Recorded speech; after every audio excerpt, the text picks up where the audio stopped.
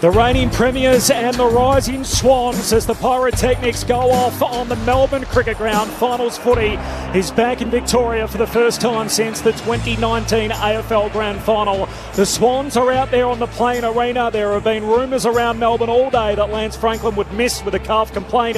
He's out there with that number 23 across those broad shoulders. He may be playing on the MCG for the final time. It is the Demons and the Swans. The winner will go straight through to a preliminary final and get themselves another week off. Meanwhile, for the loser, it'll be back under the Friday night lights next week to play the Brisbane Lions. This is Grandstand AFL, the qualifying final. Footy back in Melbourne in September. Corbin Middlemass and Kelly Underwood to call the footy. Tim Hodges on the boundary, Cameron Ling and Mick Malthouse, our experts on Grandstand AFL.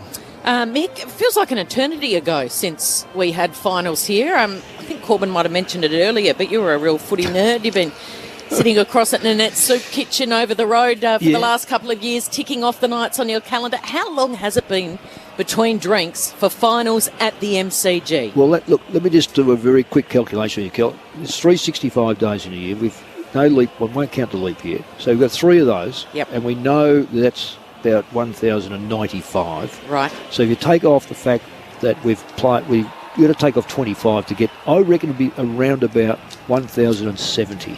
Around about? Just around about. Yeah. What do you reckon, Corbin? So I'll back you in, Mick. I'll back you in that set. I see a lot of working out there. You've done the long multiplication, so I'm... That's how we used to do it at St Paul's Tech in Ballarat. 1,070 sleeps it was since we've had a final here, which was the Giants playing Richmond in that 2019 Grand Final. And when you said that, and we had to go back to the last game. I mean, it was a shellacking. Yeah, but it was a great occasion. There's so much football's happened in between. Yeah. I mean, we as our little group have done it with no one there, and you think we've still created an atmosphere for everyone, and now the crowds are just coming back. I walked through town today, and there were people with the scarves. I love the scarves because they declare themselves immediately. Cafes were full. That'd be fantastic. Let's let Sally Cap off the hook football. So fantastic anyway.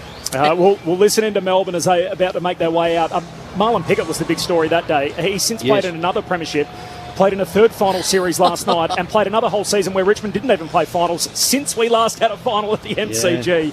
The D's have made their way out of the locker room. Max Gawn get ready for this. This is going to be good. At the top of the race. The smoke is starting to raise up from the Melbourne tunnel. He's giving them a clap, and listen in as the reigning premiers make their way onto the G for a final.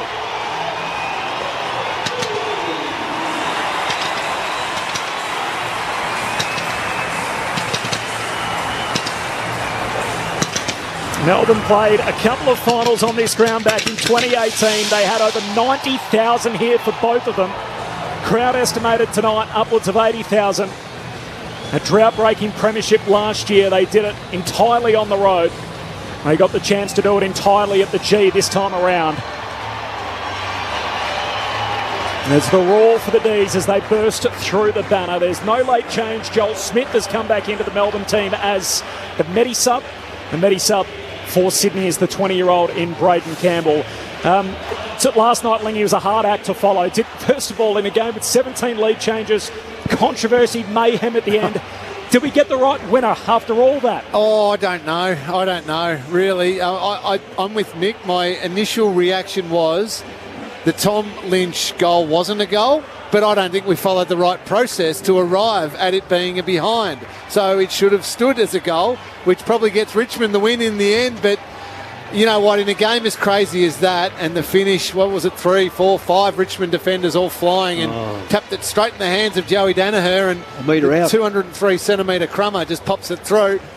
It was a brilliant game of footy. It really was, and some of the very best players in the competition stood up. Lachie Neale's performance was unbelievable. 15 clearances? Yeah. Just a phenomenal game. Was it 50? Certainly was 15, not less than 15. 39 disposals. I mean, why did they tag Lee? Why did they tag these players? I have no idea. Especially when Lachie Neale did so well. Is so influential to his team's chances. Richmond they trust their structure, they trust all this, but they lose down Prestia, and they don't have an ability to just put a clamp on someone, and it bit them in the backside, unfortunately, for Tigers fans, and Lachie Neale was brilliant. Coming to tonight, big finals, it takes every single player to play their role and a complete unity.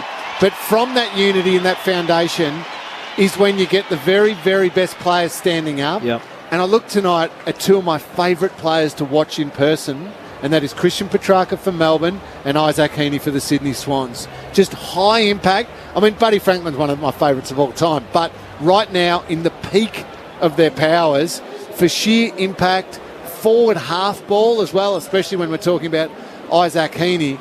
You see the type of game that Lachie Neale played last night and got his team over the line. Look for a player like a Heaney or a Petrarca just to elevate themselves to that next level and be part of driving their team over the line tonight. Isn't it interesting? I'm pleased you mentioned those two players, because I would like to say that if I had my picks on it, because if there's more, it's better, is Clayton Oliver. Yep. I just reckon when I look at some of he's had clearance-wise, he's had 182. The closest to him for Sydney is 133. That's an extra 50. And Callum Mills. Heaney and Mills come through together. Yep. So they've changed the dynamics of Sydney. So isn't it fantastic we're able to say that? We can also, how many times would you say those names, not mention Max Gawn? Yeah, exactly. Exactly. Really, it's and young Warner now has all of a sudden jumped up. And you said about Franklin, and we're talking about the McCartans. Tom Papley coming back in. His back half of the year has been as good as anyone in the competition. Yeah. You're right about Mills. Yeah. Mills has got, and I've written about this before, Mills has got the ability to be a genuine two-way midfielder. Now, he finds the ball 28, 29 times and often bobs up and kicks a goal, uses it beautifully, but he can go to someone and play a real lockdown role. He's equal most tackles for the Swans for the season with James Rowbottom, and the fact that you've got a midfielder who can be so proficient both ways against a team like Melbourne could be really important. I mean, you talk about Oliver, how dominant he's been on the year. Yeah. If Mills could keep him to, I don't know, call it 2/3 of it, 21, 22 touches and maybe 3 or 4 clearances compared to his normal output, and Mills can still find it 25 times and bob up for a goal, that is a huge win for the Sydney Swans. Oh, there's so many complications about this. When you have it's like a chess set, this one, because you mentioned about Oliver, and I reckon if Oliver's starting to get chewed up, in comes Petrarca. You've got two tackling machines in Viney and Rowbottom, and we throw in there Mills. You've got who's going to pick up Franklin. Franklin's lost his speed, there's no question about that, but he's so dangerous, so therefore wherever he goes, his man's got to go with him. And if he moves from half forward to full forward, does May stay on him or does May come out? So straight away you're disrupting what is natural for a side, and there's nothing better as a coach to go, righto, let's test the water and see what Melbourne do, because they love May right back and they love the leverage just in front of him. What if Franklin goes back and stands 10 yards in front of the goal square? Where does May now end up? All of a sudden we've just lost a little bit of our game structure. So I'm looking for the intrigue with the coaches. There's a great line. AJ Liebling, the boxing writer, who wrote the Sweet Science, wrote this famous quote that boxing is like chess played on human bodies, but really that's football, isn't it? Yeah. Football is the game that's played on human bodies. Yeah, and Erwin Rommel said, the great German general said, no plan survives contact, and you've got to live by that as a coach, because you just know all your planning could go out the window in the drop of a hat. We hear all the time that finals are different, but also the different finals are very unique from one another. Lingy, the qualifying final in particular. So I feel like as a footy fan, they're always my favourite games. You get to see the best teams at the end of the home and away season. How is the quali different from everything else? Well, sometimes we quickly overlook them when we look back in years and say, oh, remember that prelim final? And of course we remember the great grand finals. But sometimes there's just these crucial qualifying finals. I remember, and I'm sorry to bring it up, Mick, but I remember back to 2011 where we played Hawthorn in a qualifying final, and we knew the importance of that qualifying final. You played, we played Hawthorn, Collingwood played West Coast Eagles in there. Yep. We knew the importance of winning that qualifying final because it kept us on the other side of the draw from Collingwood, and more than likely it would send Hawthorn to Collingwood in a prelim final. Yeah. And we all remember that prelim was one of the greats of all time. They smashed the living daylights out of each other. And this is not disrespectful to West Coast, but it was probably a year where they just got there a little ahead of time. They had a great run through the year, but were on They were petering out towards the end of the year. Yeah. We got a slightly, I'm only talking a couple of percent softer prelim. Hawthorn and Collingwood smashed themselves. Maybe that has some bearing on the following week. I reckon Melbourne, Sydney, and it's huge against tomorrow, Geelong, Collingwood. But you win an important qualifying final, and you can stay on the other side of the finals draw to the other best team in the competition, and you can send them into a really nasty prelim final. It's massive. Yeah, it is. I think sometimes we overlook that. You know, it is absolutely vital that you keep away from the side that you're likely to. When everyone analyses it, they go, well, there's some good sides, but they're the two best sides. We all say, oh, what a great prelim. That should have been the grand final. And we've said that so often. Let's go back to when you spoke about Richmond the last time here. Richmond and GWS. GWS got over the line by 1 point or 2 points to Collingwood. Yeah. Collingwood would have been a far more active opponent to Richmond But again, those prelim finals, or these finals, it can actually be the best final. No late change at the G. We're 7.5 minutes away from the bounce. Tim Hodges is downstairs. Hodgie, any late drama down there? Well, there is actually, Corbin. I think the Demons drink more sports drink than any team in the competition. They just make a habit of running through the banner, doing a warm-up, and then they all go to the toilet downstairs under the bench.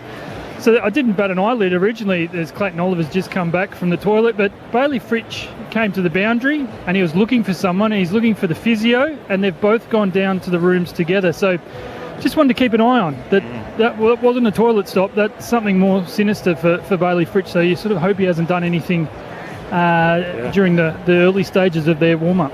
Thanks, Hodgie. We'll come back to you after the toss. Of course, the anthems to come, Melbourne and Sydney. No late change at the G. Well, just to jump on Hodgie's point there. Yep. They drink a lot of sports drink anyway. You certainly smash the sports drink in if you've had any dehydration related to any gastro-type illness. Yes.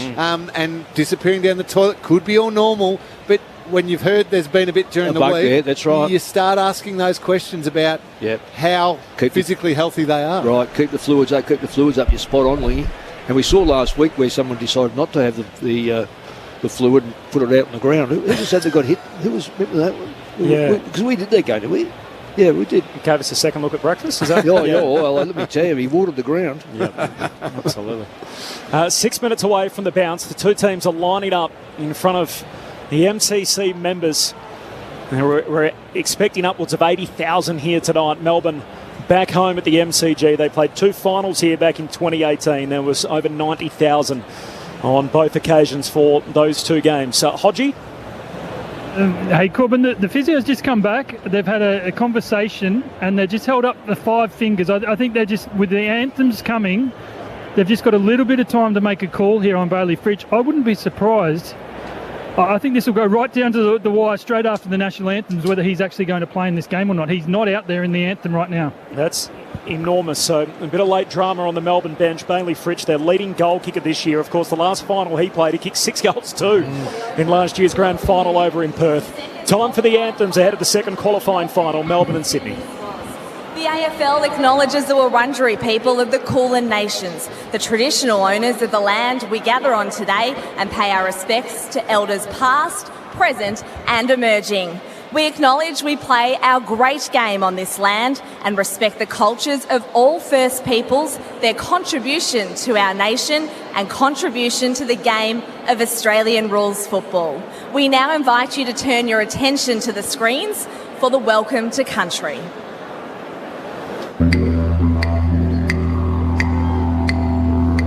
I'd like to start off by acknowledging that today we are meeting on the lands of my ancestors, the Wurundjeri people, and I'd like to take this opportunity to pay my respects to my elders, both past, present and emerging, elders from all nations, but I particularly want to pay my respects to everyone gathered here today. Wominjeka welcome. Wurundjeri Balik Yiminkundi Bik. The Wurundjeri people welcome everyone to land today. Wurundjeri no Budambor War Kondinak Nak Dubadam Blik Bolik Bor Tilikan. The Wurundjeri people want to look after and protect the land as they did long before. Wurundjeri country extends from the inner city of Melbourne. It goes across the mountains of the Great Dividing Range, west to the Werribee River, south to the Mordialloc Creek and east to Mount Borbor. And while you're on Wurundjeri country, you're most welcome to the traditional lands and the waterways of the Wurundjeri people. So Wominjeka welcome, enjoy the game.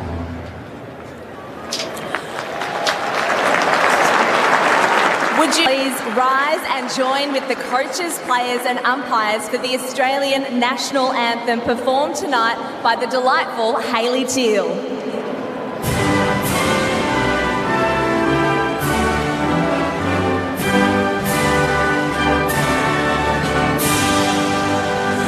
Australians, oh, let us rejoice, for we are one and free. We've gold and soul and wealth for toil. Our home is good by sea.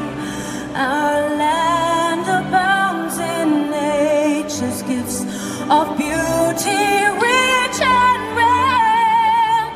In history's page, let every stage advance Australia fair. In joyful strength, then let us sing, advance Australia fair.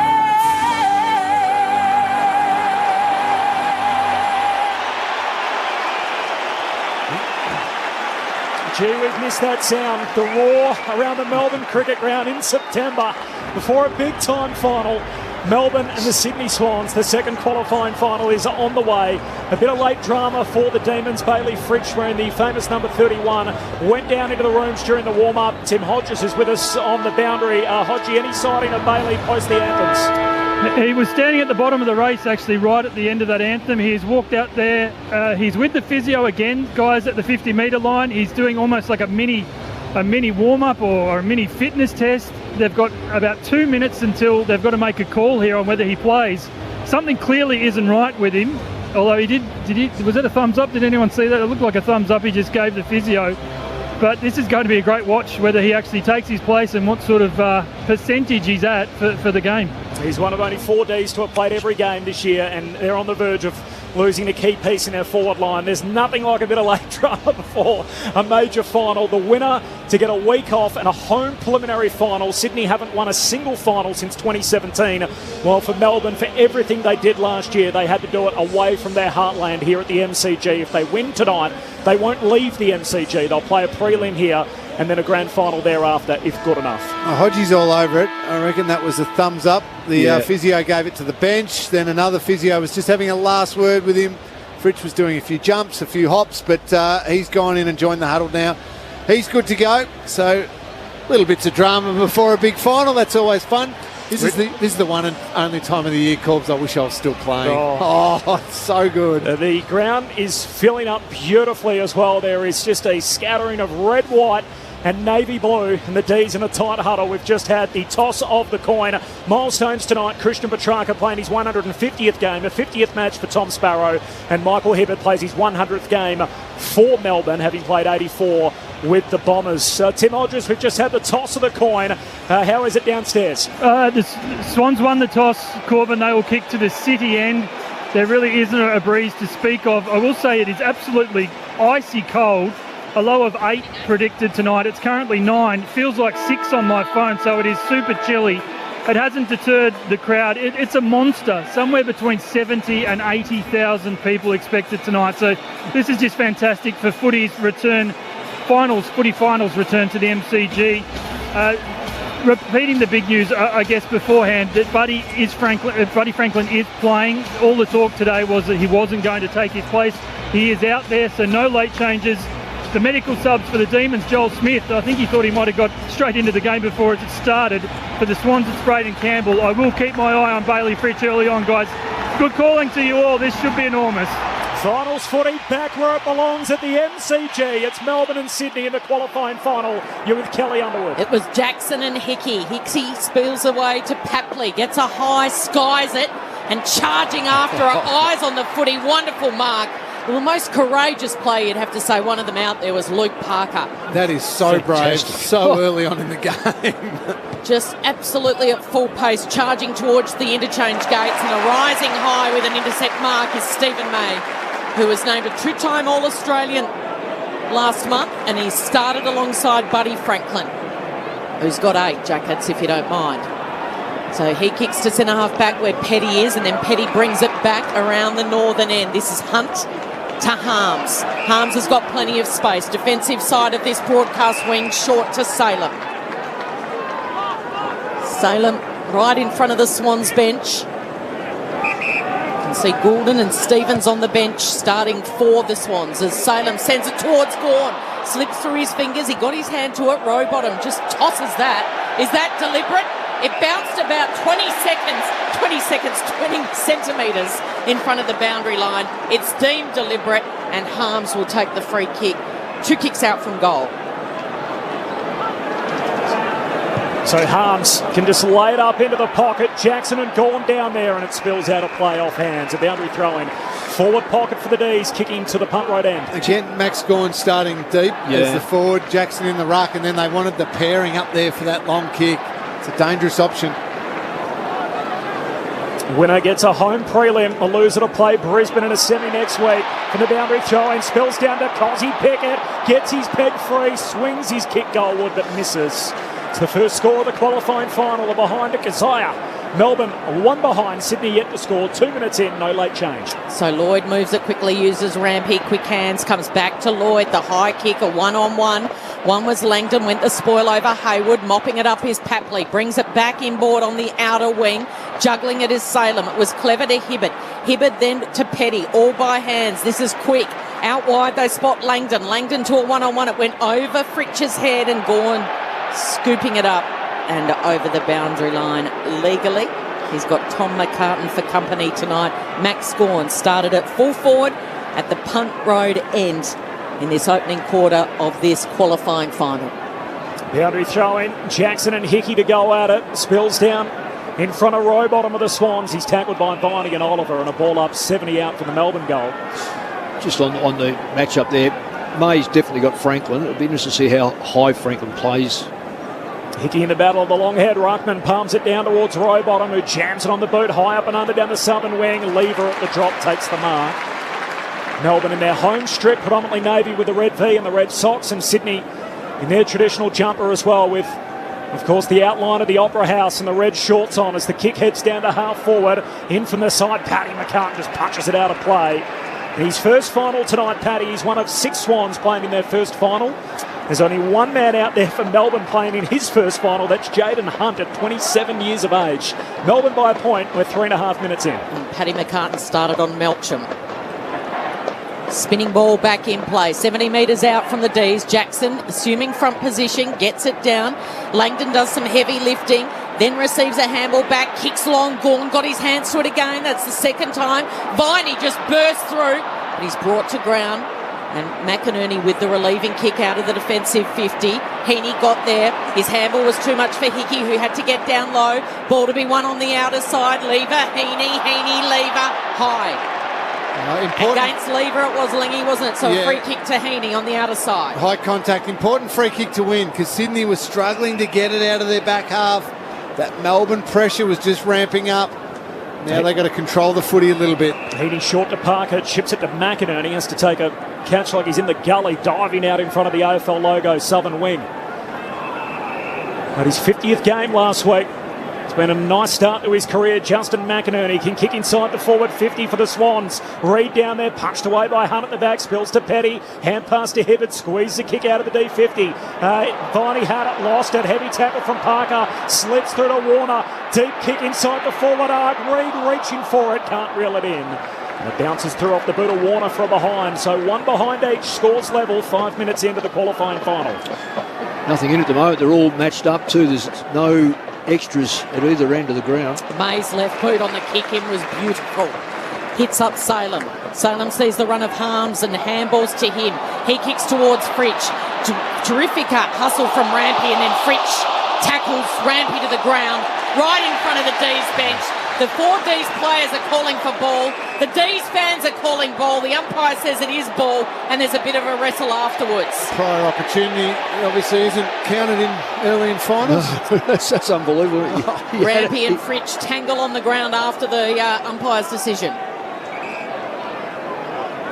So Fritch, he'll send it inside 50 to where the 2 big ruck are. They spoil at each other in the end, Jackson and Gawn, and Jackson leaning over, taps it over the boundary line. It'll be a boundary throw in, left forward pocket, the punt road end, right where the 50 meets the boundary line. With Gawn and Brown, it really does occupy Sydney's two tall defenders. So it keeps them honest, put it that way. Jackson and Hickey wrestle again, half forward for the D's. Jackson scrapping on his hands and knees, got it out, but only as far as Florent of the Swans. Hand pass to Clark, links up with Rowbottom, kicks Sydney down the wing. May in front of Franklin again, outmarks him. Couple of early wins for the All-Australian fullback in Stephen May. It's 30 love, I think, Corbin. Yes. 2 early wins on Big Butt as May sends his drop punt to half forward. Jackson in the pack. Huge mark. And what a role he played in the third quarter of the last final he played, of course, on the last day of the 2021 season to help turn that game for Melbourne. Down 3 goals in the third term against the Bulldogs to come storming home. Looks for Fritsch. Hickey knocks it towards the boundary line. Rowbottom hand pass away to Stevens. Kick smothered. Rowbottom tackled by Pickett. Ball's out of play. And a boundary throw in 30 metres out from the Melbourne goal at the punt road end. Scores level after 7 minutes. It's quite amazing, the pressure. It really, there's little mistakes being made, but it's been pressurised mistakes. There's no clean ball at all. Red hot at the moment as the yellow Sharon comes back into play. Hickey takes it out of the ruck. Clever little dab down by Florent. Got it off to Warner. A high up and under. Buddy's there, so too is Gord. Buddy is taken from the contest. Was it legal?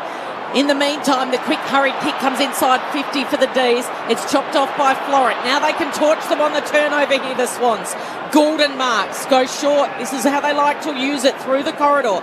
Hits up Haywood, and then Haywood goes wide to Rampy. All short, sharp passes. And Mills marking at half forward for the Swans. They've been forced wide though, so now Melbourne can transition back, set up the defence and forced to kick it long, the Swans. Mills long with a contest kick to the hot spot. Gawn's down there, Reed flies, slips through to May, bangs it on the boot out of the defensive arc. Fritsch led underneath it by Mills. Mills wins the footy, hand pass to Rampy, short kick to Gordon. The lefty against the boundary line looks for Franklin in the pocket. Heaney with courage, running back into traffic, and May knocks it out of play. And a boundary throw in. Forward pocket for the Swans. He knew May was coming and Heaney stood in front of him anyway. And boundary throw in, 1 point apiece. Gee, Stephen May's having a huge influence early on in this game. The 2 intercept marks on Franklin. Big spoil there. And important.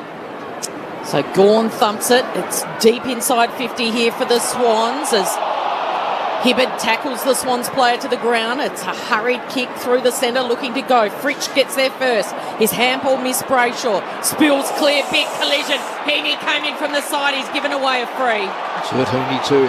Heaney's got a bloody nose and he's come in with the hip and shoulder, and for some reason the free kick's gone the way of Warner, Mick. So it was a hip and shoulder on Sparrow, who thought he'd won the free. I think it might have been downfield, Cal. Okay, well, Warner's got it centre half forward, goes to the top of the goal square. Reed falling back, almost safe hands. Almost still there under the pump here. The under siege defence from the Demons. Lever with a fresh airing. He's surrounded by Swans. Stevens gets it off to Haywood with a quick snap.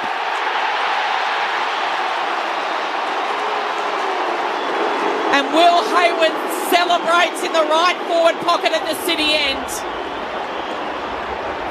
The red and white surround him, and the red and white go up as one at the G. He's kicked it right in front of the Swans cheer squad. And they've got the opener after an arm wrestle of the first 10 minutes in this qualifying final. 1-1-7 Sydney, 1 behind Melbourne, and Heaney feeling the effects already. That was a great goal. Great goal. And it wasn't a look at the goals. I know where the goals are. I just need to get control of football and then put the right angle on it. It was fantastic. But that's a pressure goal. Melbourne just gave enough room for a player to have a clean shot.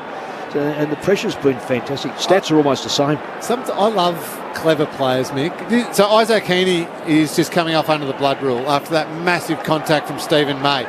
He was about to come off, realising he was bleeding, turned around, ran back inside forward 50 to make the umpire have to send him off, which was just going to hold up a little bit more time and they could get the setup exactly the way they wanted. If he'd rushed off, Swans would have had 30 seconds perhaps less to set up. First lead change of the game. So Gawn wins it down to Petrarca. Hand pass away to Viney. He gets it out to Rivers. Hurried handball to the southern wing. It's not clean for Melbourne, but they work it out. Petrarca links up with Viney. Runs the southern wing. Hand pass behind Sparrow. Flicks it over to Langdon. 60 out. Kicks inside 50. Fritsch rides the contact from Mills, but takes the mark. Bursting out on the lead. And the man who was under a serious cloud in the warm-up has a chance to kick Melbourne's first. I just look at these games, the speed and the courage shown by these players. Mills was running against the flow there, and then Fritsch just did not take his eyes off the football and had to hang on to it. So it wouldn't have been paid if he had not taken that, because it wasn't against Mills. Just outstanding. These two sides are showing what it's like about a final like this. So the Swans, ever so momentarily just wrestling there, fist across halfway. Fritsch brings it straight back to the middle, right back at ya. Fritsch kicks Melbourne's first. 11 and a half minutes in, 1-1-7 each of two. Grandstand AFL, Cameron Lang and Mick Malthouse. Who delivered that? Was that Langdon? Langdon, yeah. Langdon. So he had a lot of space out there. He actually had two targets. He had Gawn probably 15 to 20 metres away from him. Elected to go to the hard leading player, which is quite interesting. I know Ed Langdon's a great runner. Decision maker, okay. I wouldn't put him in the top class, but he used the right one. Yeah, I reckon it got out to Langdon because too many Sydney players came into that first tight one, got to the outside, and Langdon, heaps of space. What's the latest on the All-Australian for this year, Isaac Heaney, Hodgie? Kelly's such a good-looking bloke. He's not going to be happy with this nose. They've got a new jumper for him, but they're not putting it on yet because they can't stop the nose bleeding. It's quite a mess at the moment, so they're just trying to clean him up before they actually get the new jumper on and get him back out there. Dees thought they'd won it out of the centre. In the end, Viney had to go back and get it and taps it into space where Gawn tackles Papley. The two number 11s. Two different sizes there as they emerge. Gawn tries to put it down the throat of Petrarca. He couldn't take it cleanly. Blakey is tackled by Gawn, taken high, wins the free. He's in a good mood, Gawn. It's 2 or 3 tackles he's made so far as a ruckman. It's the old saying, tackle to hurt, those ones. Yeah, Blakey wheels around onto the left. Penetrating kick. Looking for Franklin. Great spoil from May. He's been all over Buddy in the opening stages of this final. Parker just juggles it and then from centre half forward tosses it high in the air and Harms juggles the mark right at the top of the goal square. It's a strong mark for Harms. He goes short to Oliver, who plays on, nothing up ahead, swings a hand pass out wide to May. He's been everywhere early, goes short to Rivers. Melbourne, they had been able to go quick then. They had the little overlap set up. Langdon's the one who's received this one, but they had options on down the ground, but just hesitated that moment. Now it's covered. I think around the 80,000 mark as Langdon goes with a short drop pump to Oliver. Melbourne are doing this far better than Sydney, bringing the ball in from their back line. Oliver long contest, kick to half forward. Jackson in the pack, spills down. There's a free though. Umpire Stevic says Gawn was taken high in the marking contest. Gawn pokes the kick into the pocket. He overcooks it. Trying to find Melksham, puts it out on the full.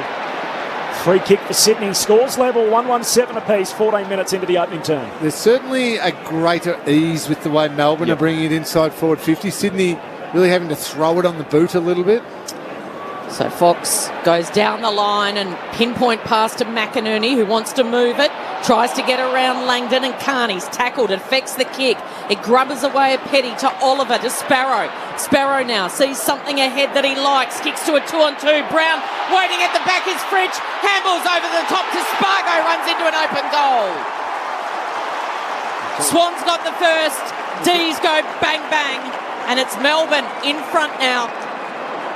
Little chance, Cal, they're having a look at this for hitting the post. Maybe. Oh, Spargo just at 3/4 pace streaming into the goal square. He would have missed that from a metre out, Lingy. Yeah, it's hard to do. I don't think it's hit the post. Not from that angle. Hasn't changed direction or anything. It got very, very close to the post. No spike on the edge technology. That will be a goal. Okay, so Spargo with the second for the D's. And he's imitating the goal umpire, Charlie Spargo, with his hands up, looking at the cheer squad. Just confirming, yep, I've kicked my first goal of the night. And we've got our second. 2-1-13 Melbourne, 1-1-7 Sydney. 15 minutes played in this first quarter. Kel, you can tell it's a final. It's a hand pass from a forward to another bloke running past. So I look at the goal. I look at the goals scored. Tonight we might find who's the biggest scorer from Sydney and Melbourne. Franklin's 50-26.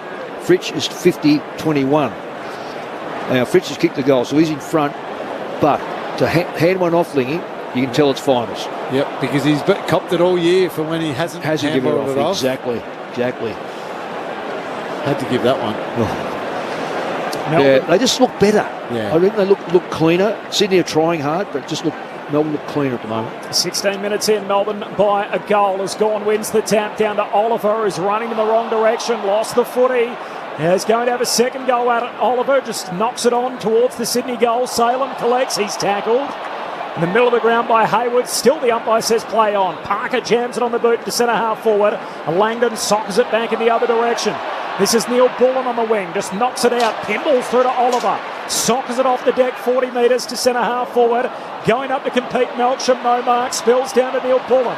Hand pass back in the centre square to Oliver. It's a hot footy to Lever to Brayshaw. Out to Salem. He knocks it to the wing to Langdon. Under all sorts of pressure, he's coughed it up. And Warner can kick it forward for the Swans. And he's got Papley all by himself at half forward. And now Papley puts his hand up and barks instructions because he didn't like anything inside 50. In the right forward pocket is Buddy and May. Well, Melbourne had 4-1 inside the back 50. So smart play by Papley. Because they're all up protecting, all up getting that ball, Sydney, helping he goes out. Sideways to Lloyd, who then sends it almost to the top of the goal square. Rowbottom just picks it up, goes goalward, goes goalward, goes goalward.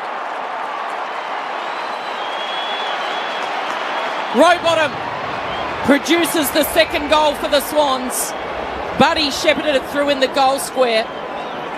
And he had Big May that he held out, which meant it rolled through for a goal. And now there's a little bit of push and shove between May and Buddy behind play. They're having words. I'm going to ask the question, why didn't May go for that? Well, I think Buddy's asking the same question. Yeah, I reckon he must be. All tied up at 2-1-13 apiece. Because Stephen May was in a perfect position to chase that down and just seemed to pull up. I'd like to see the vision of that. I reckon Franklin has had a crack at him.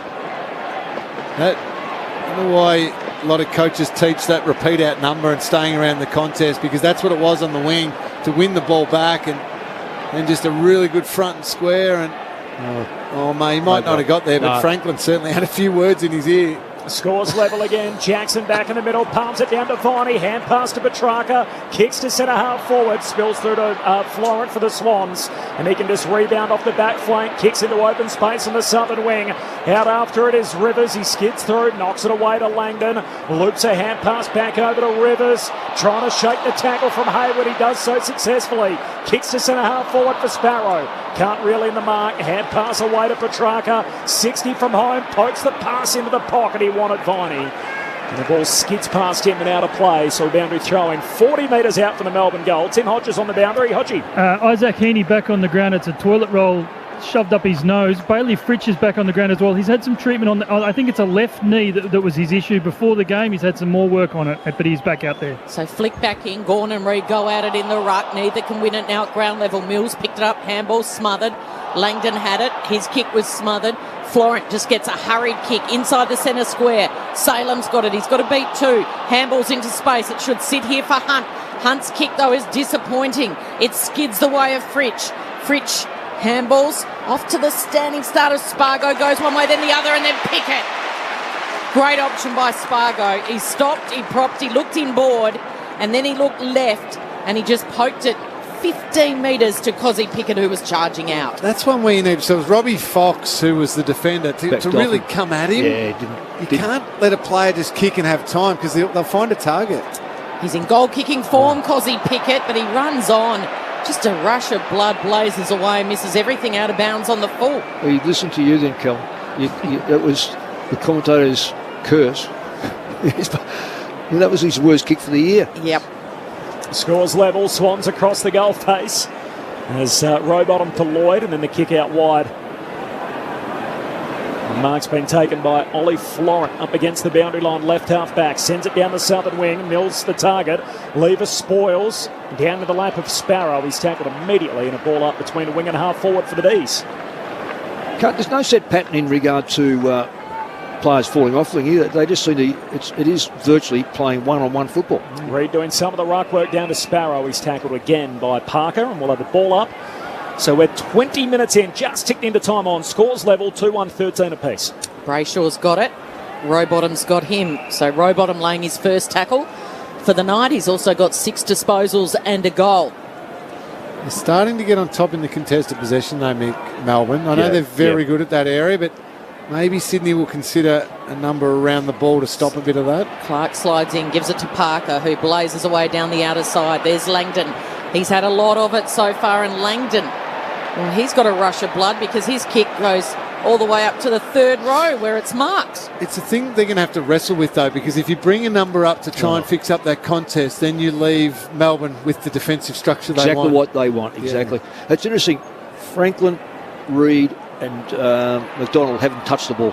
Three major forwards. On the fall it was, so it was a chance for the Swans. They've got it on the outer side. They break a couple of tackles. Rowbottom kicks looking for Franklin. Franklin goes to ground. He's got Lever there and also Petty. It was a hold. Franklin gets it. He's played on. He's been tackled. Petrarca was on to Buddy. Petrarca waited. He pounced as Buddy wheeled around onto the left. And the quick hurried kick finds Gawn.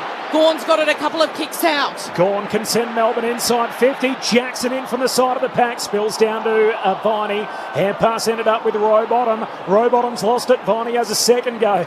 Blanket over 20 players. Spills to Rampy. Hooks a kick towards the defensive arc. Flying Tom McCartan. Spills to Parker. He gets it straight into Neil Bullen and it ricochets out of bounds. Half forward for the Demons. Scores level. Time on in the first. Now, Petrarca, I reckon, was already in the protected area as Franklin went round, and then Franklin played on into him. Yeah.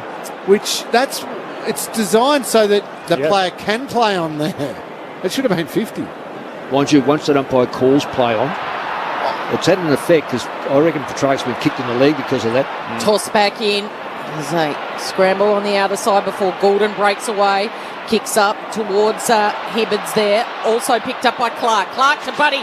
Clever to Heaney. Heaney breaks the tackle from 50 out. He's kicked and missed to the left-hand side. Is Petrarca limping off at the moment? I think it is. Tim Hodges on the boundary. Hodgie. Mick was onto this straight away. It looks like a bit decent corky to that left, to the right thigh. The Docs have been trying to get to him for about a minute. They're finally out to him now. I think they'd like him to come off the ground, but he's waving them away. I think you find, Tim, when you kick like that, you actually might kick his leg, and that's not a great sign. The footy's on the way. Melbourne work it up to halfway. Spargo went without it, becomes tackler on Stevens. Pack forms on the wing. Gee, it's ferocious. And Stevens didn't release it, and Spargo's going to be rewarded. Happy with that, Lingy? Yep, dived on the footy, had to get rid of it. Mind you, Spargo jumped all over him. You could argue that he needs to be protected as well, Stevens, but got to release it. Swans by a point. Third lead change in the opening quarter. Spargo down to half forward. Rampy knocks it close to the boundary line. Harms picks up, trying to fend off Fox. He's run out of room. And a boundary throw in front of the Melbourne interchange. So 2-2 to 2-1. Swans by a point. 24 travelled opening quarter of the qualifying final at the G. Franklin coming off at the 24-minute mark of the opening term. Hasn't had any influence on the contest so far as Reid just takes it out of the ruck, beats Jackson. His kick was smothered. Jackson then's able to loop it up to Brayshaw. Brayshaw kicks around the corner. How does it sit here for Melksham? It was an unkind bounce. Blakey is able to get it off to Parker. Florent, lovely sidestep. He sold a dummy on Neil Bullen, and then he goes long to a one-on-one. Petty in front position, and he outmarks Papley. One of the most underrated players playing football today, Petty. He is just hard to beat. He picks it off in a one-on-one contest airily, and he kicks towards Viney, who marks on his chest in front of Blakey. Right in front of the interchange gates. He's got all by himself Harms. He goes in that direction. Harms wheels around into the left forward pocket. He goes looking for Ben Brown. The leaper in the pack was Brown. And Brown takes it at his highest point. He's marked it in the left forward pocket. and he's going to wheel around. He doesn't want to muck around here, doesn't want to waste any time, and the confidence is strutting from Ben Brown. Melbourne 3-1-19, Sydney 2-2-14. It's the D's by 5 points with 3 minutes to go in this first term. I think Sydney have done well to be 5 points down. It's 65 possessions to 91. Not a great deal of difference in the number of kicks. It's the hand passes. Melbourne's setting up with the hand passes. Inside 50, it's 9-13. Now, I know numbers don't mean a lot these days, but the simple fact is that Melbourne look like they've got control of the game, and yet they're still only 5 points in front. So Sydney have done well to probably keep in touch. Yeah, and you're right, because Melbourne look like they're doing it easier. They're kicking at 70% kick efficiency, which is very good in a game. Yep. Sydney, 53%, which is really poor in a game. So all of Sydney's forward movement is hard and scrappy and just surging it forward. Melbourne have got some fluency to their game. We're not even 5 quarters into the final series. We're up to 21 lead changes so far tonight. 17 last night. It's the D's by 5 points. Jackson in the middle down to Petrarca, who's back out there. Hand pass at turnover. Parker got it to Patley. Quick kick to centre forward for the Swans. Lever collects. Tackled. Lost it. Rivers for the D's. Gives it to Viney. Back into dispute. Centre half forward for the Swans. Pack forms. Says play on. Comes out the back door to Patley. Still 50 out at half forward for Sydney. Hand pass to Stevens. He's a left footer. He hits up Reid, who takes the mark in the corridor. They all went to his right side. Stevens jumped back on the left peg and just laced out Sam Reid, who marks 25 out dead in front. That was nice by Stevens. Fantastic. Really good vision in a crowded forward line. I was just pumping up Petty. I reckon he anticipated instead of sticking with his man. Kicked 3 last time they met. Sam Reid for 1 denied. He's hit the post.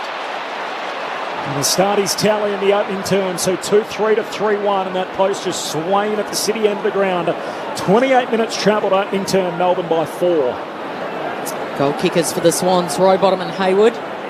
For the D's, Fritsch, Spargo and Ben Brown. So Hibbert brings it back into play. Big pack forms on this broadcast wing. Swans with quick hands gave it straight to Petrarca, who kicks into space. Now it's going to roll and dribble and bounce. Can they keep it in play here? Ollie Florent gets there first. He's happy to see it over despite a bit of pressure from Spargo. In fact, it was Robbie Fox, rather. Number 42 for the Swans. What a couple of great months he's had playing that aggressive attacking role off the back line. Robbie Fox, the Tasmanian. D's by 4 points. 2 minutes before quarter time. Flick back in play. Gawn down to Oliver. Umpires picked out a free kick, says it's going to Oliver. Against Mills. Oh, Oliver's dropped it cold. He's forced to handball to Salem, who's forced to just throw it on his boot. They need a mark at the top of the goal square. They can't get one. Gawn's there, so too Brown. Tom McCartan with the spoil. Stevens tries to tackle, spills the way to Clark, to Mills, to Lloyd. Had it and then lost it and was tackled. And the tackle was brilliant by Trent Rivers. Fantastic play by both clubs there. Yeah. There was just no room to move. The players kept at the football. You love that. No one took a backward step. Up it goes. Hickey grabs it out of the ruck, kicks out of the defensive 50. Reid up the ground, hugs it to his chest. Takes the mark on the back flank. Franklin's got Lever ahead of the ball. He desperately wants it. May's got caught on the man on the mark. Reid goes out wide to Lloyd. May's coming back with Reid. That's going to be a swap over because May's got it all over Franklin at the moment. D's by 4 points. Seesaw in opening turn. Kicks a helicopter down the wing and May in the box seat. Takes the mark on the wing. Too slow. Just allowed May to work all the way back. Take the intercept mark and here they go again. May long drop punt down to half forward. Fritsch in the pack. Paddy McCartan just knocks it away for Sydney. Spills down to Salem. Salem can kick it deep back inside the forward arc. Flying through Fritsch. No mark. Spills to Fox. Hand pass to Lloyd. Bangs it out of the defensive 50 for Sydney. It was an absolute sitter for Ben Brown there, but Fritsch flew across in front and spoiled him. Now a chance for the D's because they've regathered possession through Harms. Off to Spargo at half forward. What does he do with his kick? Oh, spectacular. It just glanced the outside of the right boot. Little mini banana into Fritsch, who ran into space. And Fritsch will line up 45-degree angle, only 30 metres out. They've got so many options in their forward line, Melbourne, at the moment. And we're only speaking about a side that's kicked 3 goals, so it's not over the top. Just after the siren to mark quarter time here for Bailey Fritsch. He's looking for his second. So all the players staying out there except for Petrarca's making his way to the bench, and he looks sore. All eyes on the famous number 31, and he slots it. It had promised the moment it left the boot, Bailey Fritsch. The 6-goal hero from the granny last year has got 2 in the opening term here tonight, and they skip out to a 10-point lead, and that is a blow to the Swans right on the quarter-time buzzer. 4-1-25, Sydney 2-3-15. The goal kickers Fritsch with a couple singles to Spargo and Brown, and Hayward and Rowbottom for the Swans. And it's 9 touches apiece to Salem and Oliver, and 10 for Parker for the Swans, 8 apiece for Florent and Rowbottom. Let's go down to Tim Hodges, because one of the biggest names in the game has got an injury concern. Hodgie. Well, you see the concern that Stephen May has for Christian Petrarca. He's actually left the quarter-time huddle to go over and check on him. He's with both doctors. Hands are on the knees at the moment. You see that he is in pain. It's either the right knee or the right thigh, which he's having work on. It's from that moment where he tackled Buddy Franklin when Buddy Franklin didn't see him there. So he's done some sort of damage to himself. He's going to get the right knee strapped. That's happening as we speak, just to stay out there. But, gee, you could only take your cues on his face, and he was in an enormous amount of pain when he was coming towards the bench when the quarter-time siren sung. Tim, can I just you're closer.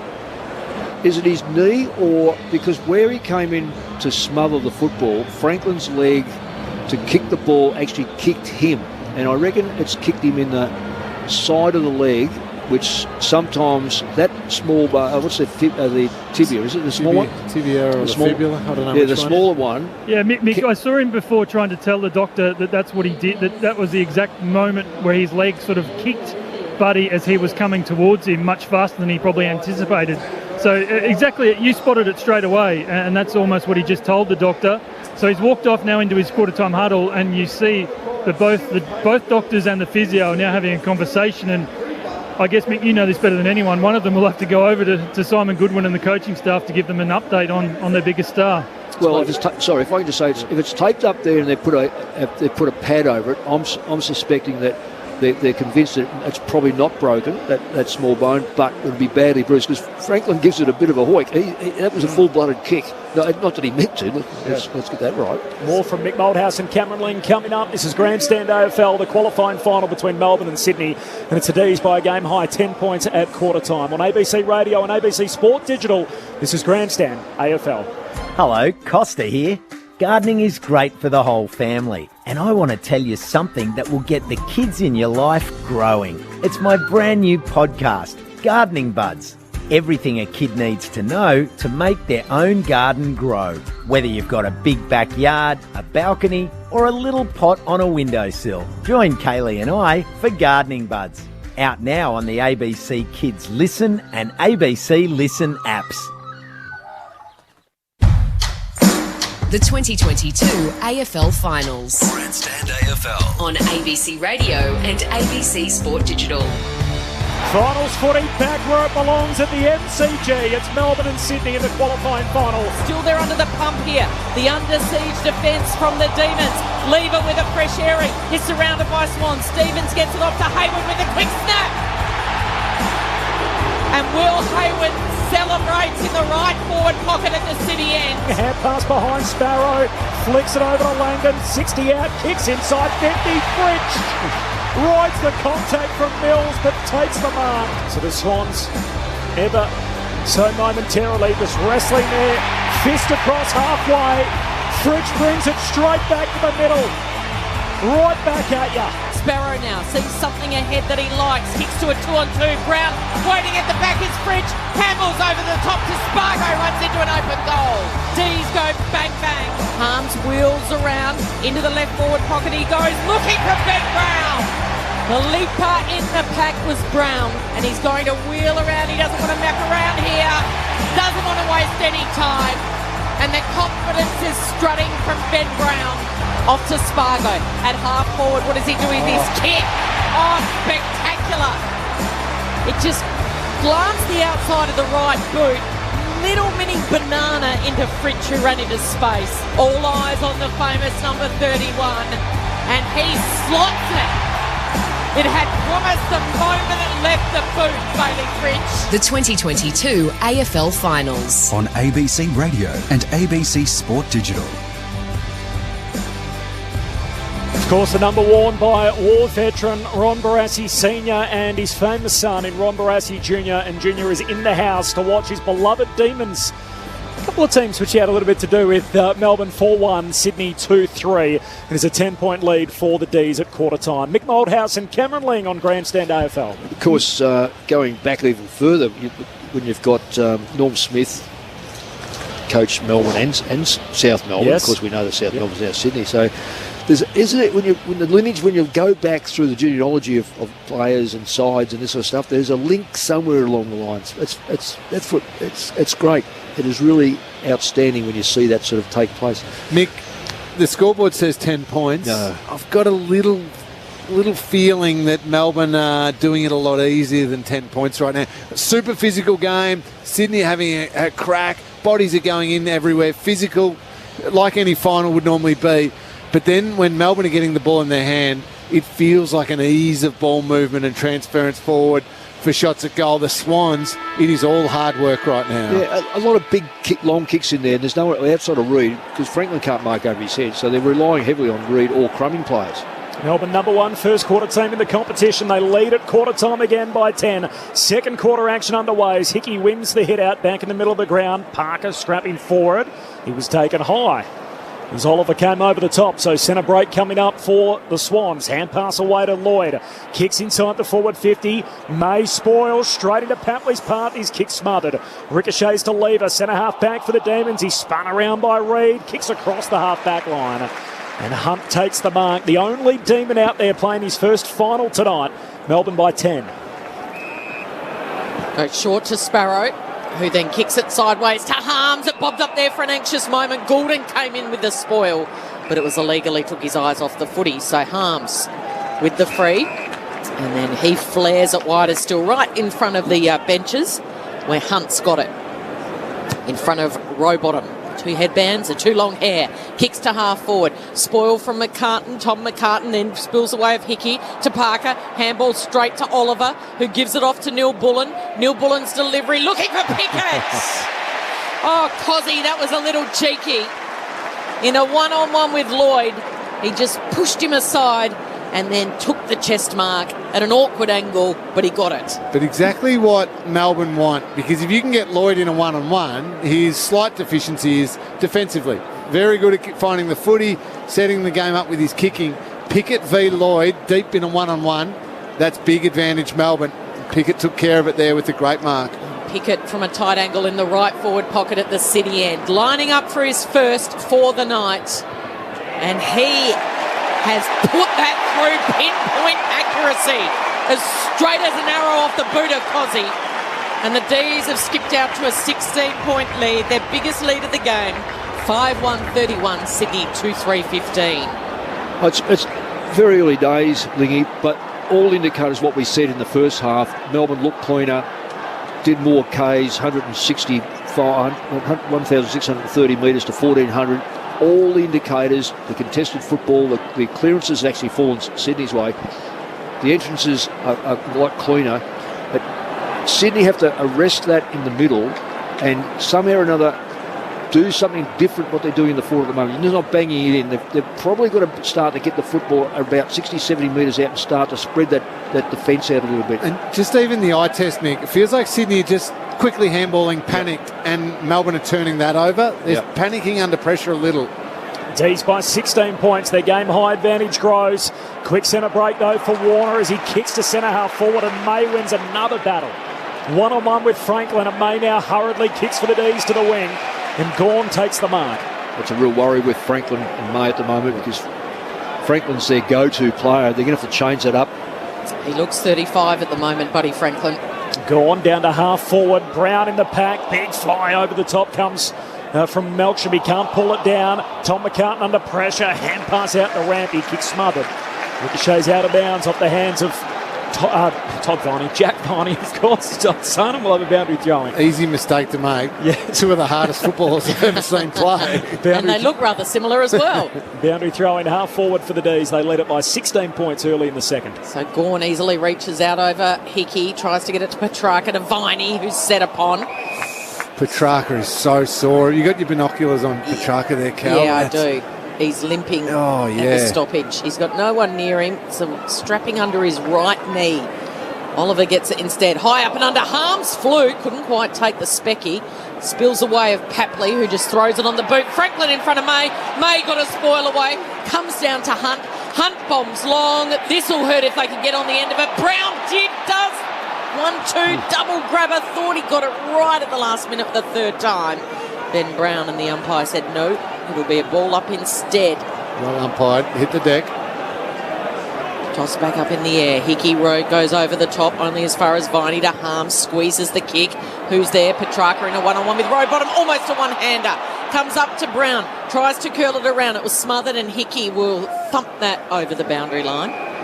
So this Petrarca injury, is there a chance this is more than just like a dead leg or like a corky? What you get it on the side of it where it's meaty and against that bone, so therefore it'll bruise up very quickly. And what happens is that once you get a lot of blood in there, you haven't got that movement in there, Corbin, so therefore you don't have to run. This is prohibitive contact against Stephen May for nailing Buddy Franklin in the back, way off the ball. And this will be Franklin's first kick of the ball game. It comes at the 5-minute mark of the second quarter as he swings a kick from the wing out wide to Hayward.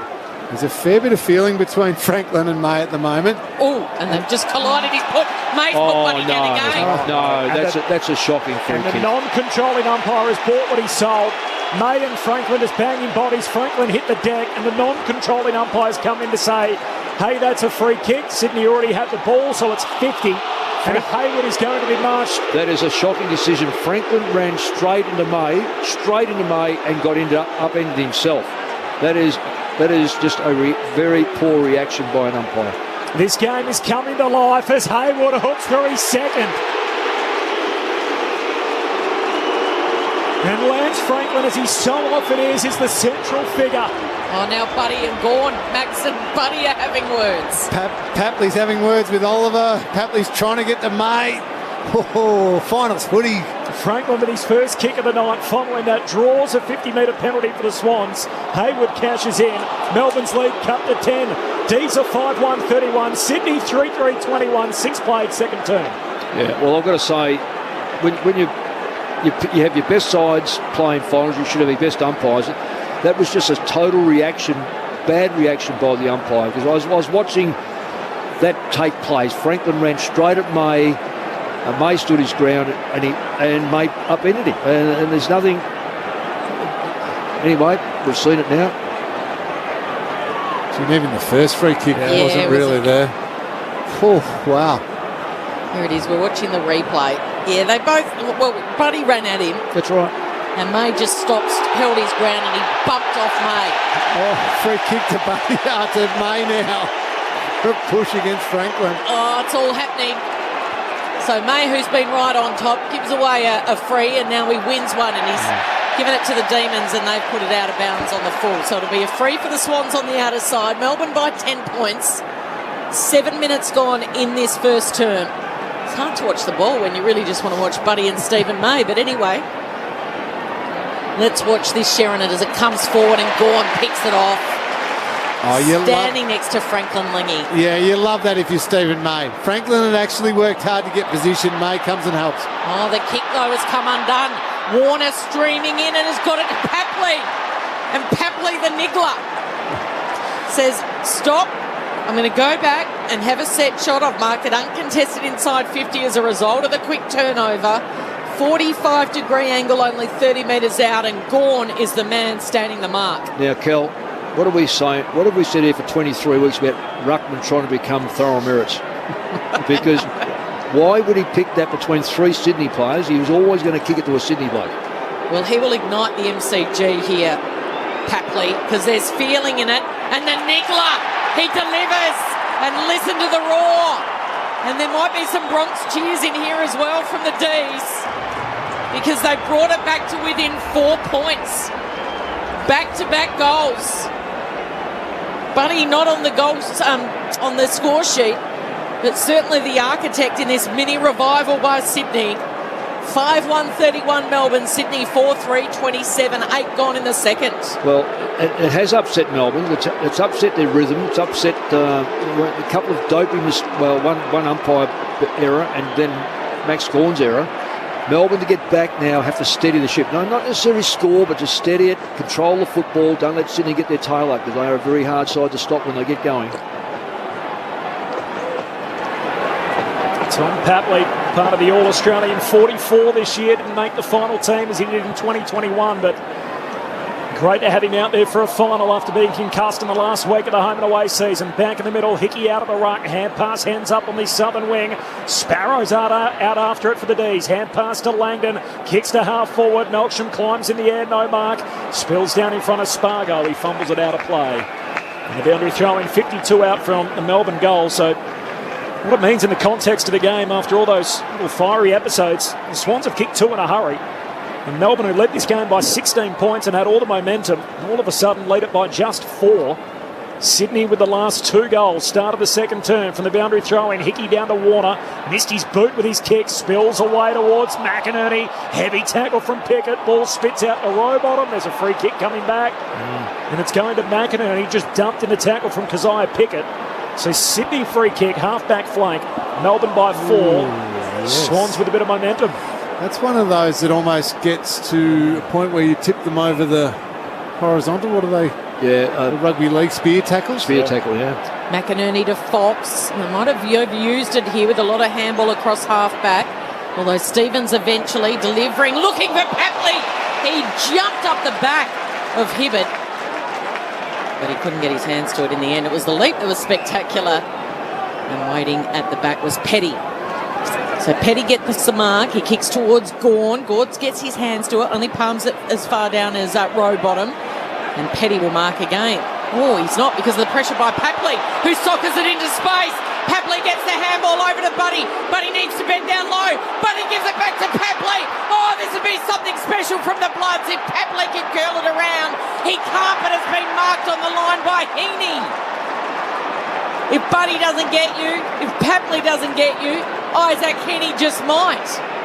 That was explosive. It was the Barn and the Pap show. Can Isaac Heaney add the finishing touches 10 metres out on the tightest of angles? He's got his back facing the cheer squad, the Demons cheer squad at the punt road end. He's going to try and kick it off. 1-2 steps, keeps it low, into the post. The drama is rising at the MCG. Same kick as Lynch last night. Didn't quite have the same impact or got the same result though, the 1 point. It did, the 1 point, except we didn't need the video replay for that. One hit the post and one hit the imaginary post. A 3-point lead for Melbourne as May goes long to the southern wing. Out underneath, Florent wrestling forward is Fritsch. Ball eventually pinballs around, comes to Fox. Hand pass to Tom McCartan. Spargo's got him. Ball comes out the tackle. Free kick Melbourne. You don't have that long in this game. He invited it, didn't he? Melbourne by 3, 12 minutes into the second, but momentum with the Swans as Spargo down to half forward. Big Max Gawn is up and marking in the pack.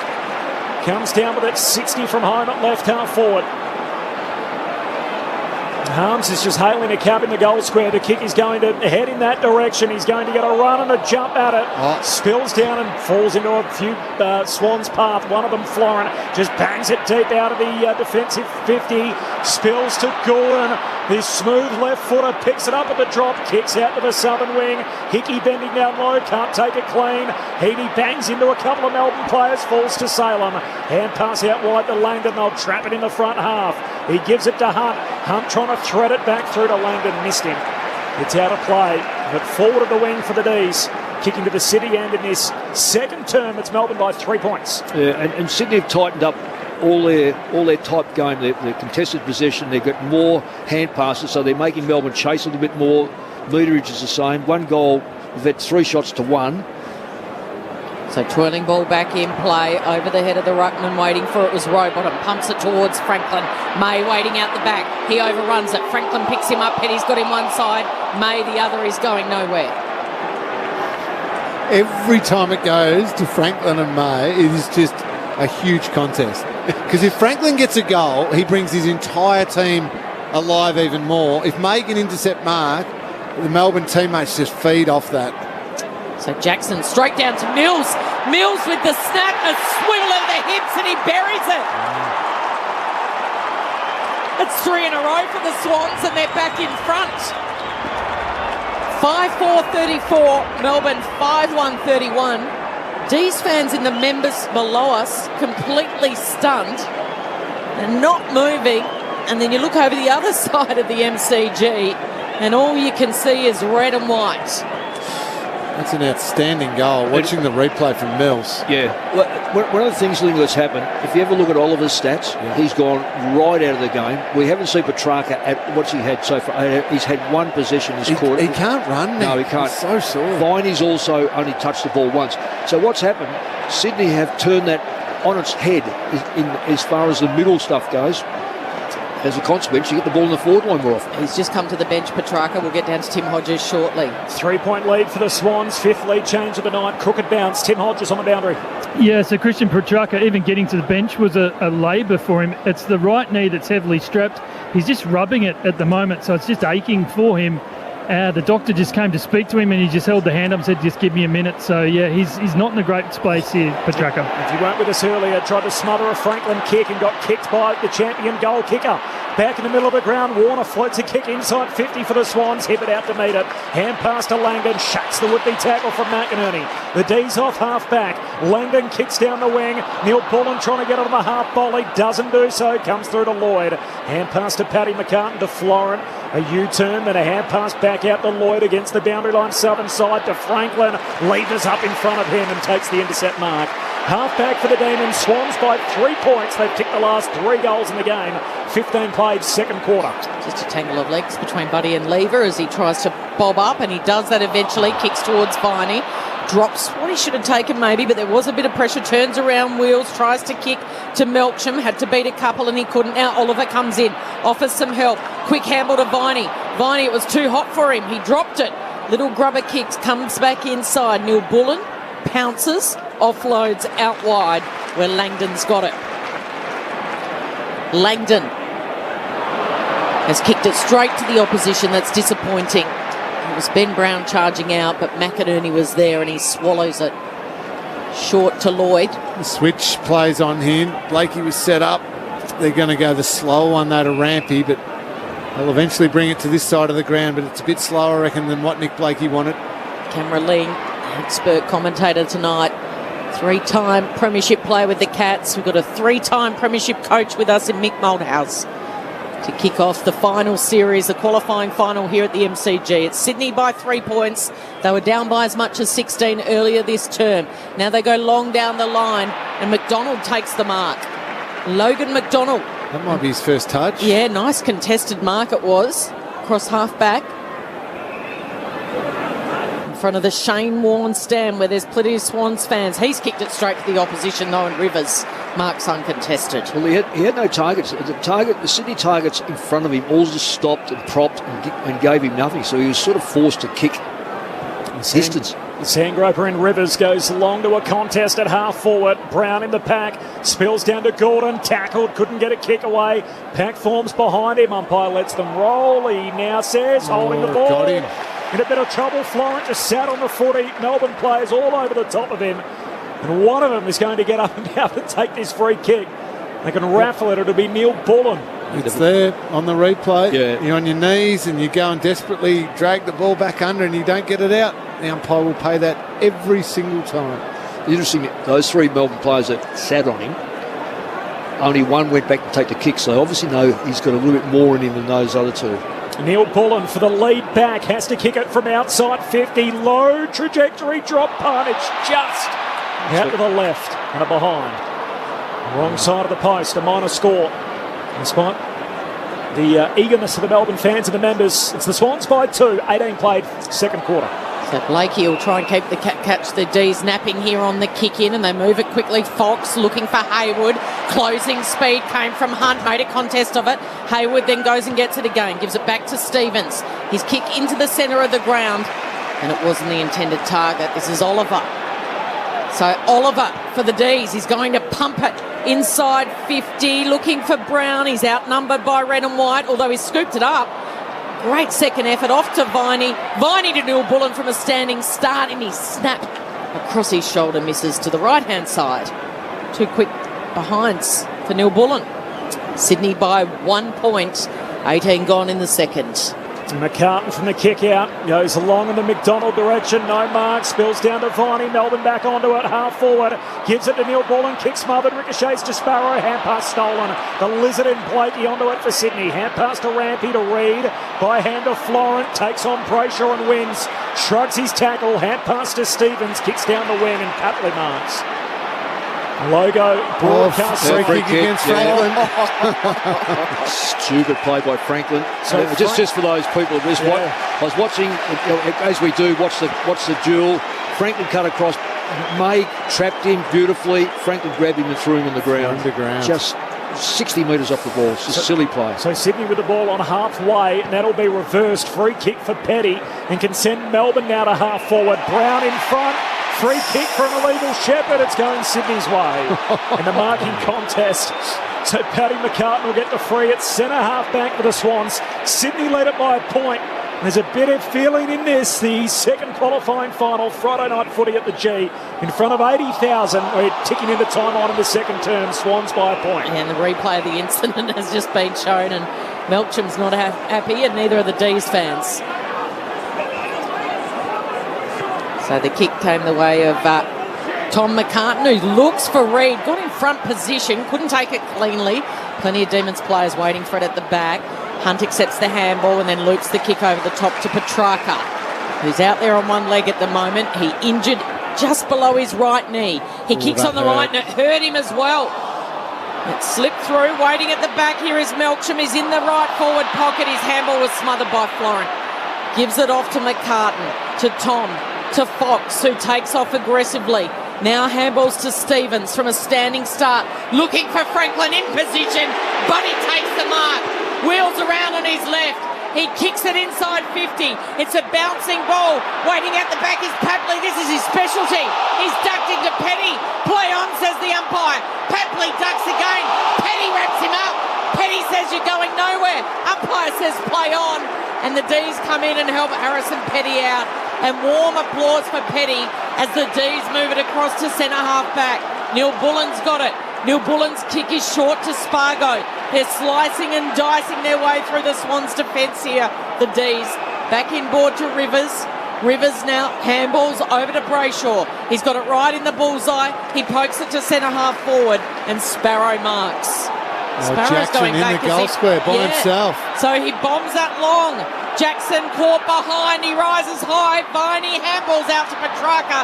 Kicks it on that injured right leg and misses everything. It goes flying straight out of bounds on the full across the face. The 5 minutes left this quarter, you'd really be weighing up whether you take him into the second half of the game. At the moment, he can't run, can't chase, can't kick.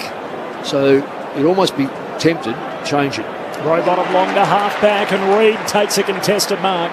I think the only option is play him deep goal square and just use the strength one-on-one. If he's okay, though. For maybe 10 or 15 minutes of the third quarter. Yeah. Sydney by a point. Time on in the second quarter. Reid goes very wide to Mills. And the All-Australian has its southern boundary line. Swans by 1. 2 goals each to start the game. Melbourne with 3 in a row to lead by 16 points. And now the Swans with the last 3. 5 lead changes as Mills kicks it back to Reid. Well, free kick to Melbourne. Gawn's ball. So Gawn's going to get it. Reid lost his boot in the process, and as he's adjusting his shoe, he realises that the free kick's going the other way. Sydney was slow to react there. Gawn, if he'd gone quicker, Melbourne had options. They're going to open something up here through the middle. So Melbourne defensive side of the wing, back to Rivers, short kick to Hunt, runs through the middle of the G, sends it out to Ben Brown, who's charging out in front of Paddy McCartan, collects on the bounce, McCartan's got him, great tackle, holding the ball, free kick Sydney. Hasn't quite worked out that he has no pace and he's a ruckman. Oh, McCartan, dangerous kick back into the middle of the ground. Might come off though because Reid's able to scoop it up, brings it back inboard to Ryan and then Rowbottom. Rowbottom's kick was smothered, good pressure, Neil Bullen. It skittles straight through the legs of Gawn. Now they're flying in from all angles. Buddy goes in and goes to ground. Warner tries to pick it up. He's tackled by Rivers. The umpire says, give it to me. Lucky there, Lingy. I think they could have been in the back. Yep. So it'll be a ball up. 45 out from the Swans goal. Hickey flicks it behind his head. Stevens was there, so too Warner, but Spargo beats them both to it. Spargo to Petrarca. Petrarca's kick couldn't quite hit up Neil Bullen under pressure. He puts his hand out to apologise. The All-Australian and Norm Smith medalist. A little frustration from Melbourne when Brown didn't give that handball to Spargo. Yeah. Spargo turned round and let rip with a huge spray pointed at him. Just a bit of frustration bubbling up from the D's. Half forward here for the Swans. Toss back in. Gawn. Rowbottom went the fresh air kick. Still no one can pick it up cleanly. Oliver was just about decapitated. Somehow he's able to get the handball out to Harms, who throws it on the boot, and it'll land out of bounds on the full. So a free kick for the Swans. Their great defender, Tom McCartan's got the Sherrin in his hands. We've gone 10 minutes without a goal in the game. Sydney lead it by a point as McCartan's kicked down to half forward. In the pack, Reid can't mark on this occasion. Spills down in front of Petrarca. Got a hand pass away to Petty. Surge kick up into the front half. 3 sets of one-on-ones. Jackson taps it down to Brown. Brown never got a clean handle. Spills to Paddy McCartan. Tumbles a kick up to halfway. Rivers throws his body at it. Knocks it down to Harms. Hand pass away to Viney. Viney with the fend off, the spin move, and Lloyd shoves him out of bounds. The boundary throwing right on halfway. Swans by 1. 25 travelled, second term of the qualifying final. Now we know why he doesn't hand pass too often, Brownie. that attempt to hand pass, Lingy, was quite atrocious. Yes. So both coaches down on the bench, coaching from the bench. Longmire was just up on his feet, calling to Buddy, come off, come off. It's tossed back into play. Nothing can separate them here at this stoppage, so we'll reset and we'll go now for a ball up. Fair to say, Mickey hasn't had his Malcolm Gladwell 10,000 hours on the handball, has he? Not one. Gorn goes to ground. Hickey was able to get there, so too Parker, fending, able to flick it up to Heaney. Heaney goes along, floating in from the side was Reid. Off hands, how does it sit for Papley? Perfect, handballs back to Stevens, wants to get on his left. He's going to poke it out in front of Gordon, playing in front, doing really well with Sparrow. Coming in was Hunt. Gordon tackles Hunt to the ground. Ball still there to be picked up. Who can get it? Rivers has got it and kicked it out of bounds on the full. The Demons defender because of the pressure. And the closest player there is Stevens. Pressure is enormous at the moment. Red hot pressure. Stevens has got it on the right side for a left footer. He's going to go long. He's going to go long and strong. And Stevens delivers for his team. Beautiful the left play. footer was pinpoint. He's kicked it just outside 50. And the Swans now by 7 points. 6-4-40. Melbourne 5-3-33. And there's just exactly 2 minutes to play before half-time. 4-1. It just doesn't look like a 4-1 quarter. There's those 2 in a row. But nonetheless, this is the fighting spirit we expected from Sydney. And even that goal there, that was pressure that created... And a left footer, why the man on the mark didn't, first of all, come in and just stand there, because he would have been told to stand there. He's let the left footer come in, get to 50, take another couple of steps and knock it right over. You also got to think about the game when you're playing. You can't be mechanical. So that was a real error by Melbourne there. It's 4 unanswered goals. A hobbled Christian Petrarca, and Melbourne from leading by 16 are down 7 on the stroke of half-time. Gone down to Oliver here, some familiar names. Gives it to Brayshaw out of the guts, kicks it into the pocket. Melchin goes up, no mark, spills down to Fox. He gives it to Tom McCartan. Hurried kick out of the defensive arc. G. Langdon spills the chest mark. Now he's under the pump from Gordon. He's taken high. Going down to bend down and pick up the footy, and free kick Langdon. Between wing and half forward. He can drive it deep into the forward pocket for Melbourne. They come from all directions. Fritsch has got it. Velcro for hands, takes the mark in the forward pocket. Yeah, there's a bit of clumsy defending there. And you're right, Corbs. Fritsch, he wanted it the most. Read it better, and McCartan, Rampy, they all got a bit all over the shop there. And Fritsch made that footy his own. Terrific grab coming at the ball. Melsham does a lot of work off the ball. It's unnoticed too. Wingy. You know, he just put enough pressure on the carton to be off balance. So Bailey Fritsch on the back of the pack mark.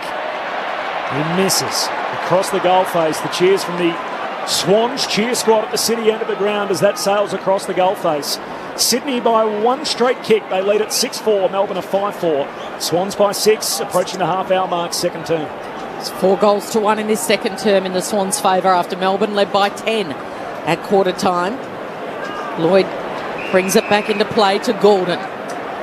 Only Swans player out there in the blue boots. Although Buddy's got a touch of pale blue about him. Buddy goalless so far. Fascinating, intriguing matchup with Stephen May, and that's exactly where this kick goes. May from behind tried to go the spoil. Salem's wraps up a tackle, although it spills clear. Buddy was there. Well done by Hayward. Off to Mills. This will be a high up and under. Reid might close late. Lever goes with the spoil. Comes down to Stevens, the last goal kicker. Good tackle by Langdon. Able to get the handball out to Papley. Assesses the options. Kicks looking for over the head of Parker. It's touched. May's there. May thought he'd taken the mark, and cool as a cucumber, even though he was told to play on, he's able to hit up Harms to Brayshaw to Harms. And what an opening half we have had at the Melbourne Cricket Ground. First final in 3 years played at the MCG, and it's the Swans with a 6-point lead. 6-4-40, Melbourne 5-4-34. After the D's led by 10 points at quarter time. They were down by as much as 16 when Pickett kicked the first goal of that second term.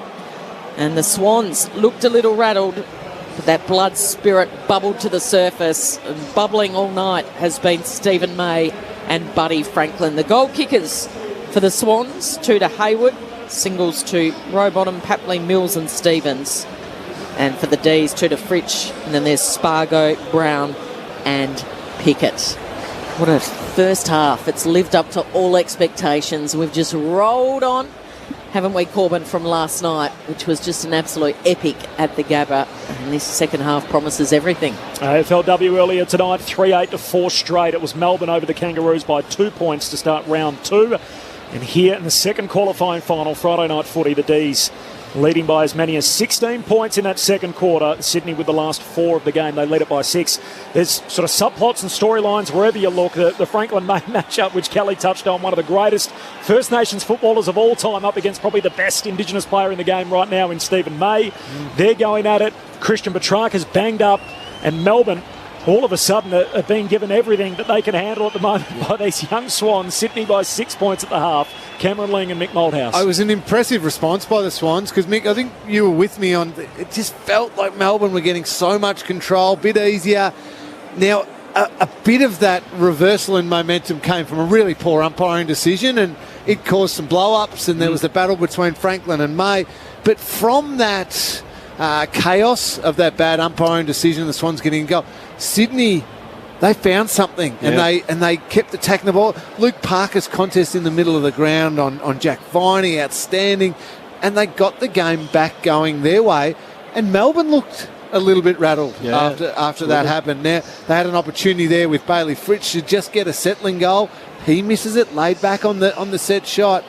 It hasn't been the high-scoring game of last night where there was just goals galore, but just as entertaining. Brilliant arm wrestle, hard, tough footy here at the gym. I'm loving it. I'm loving the contest.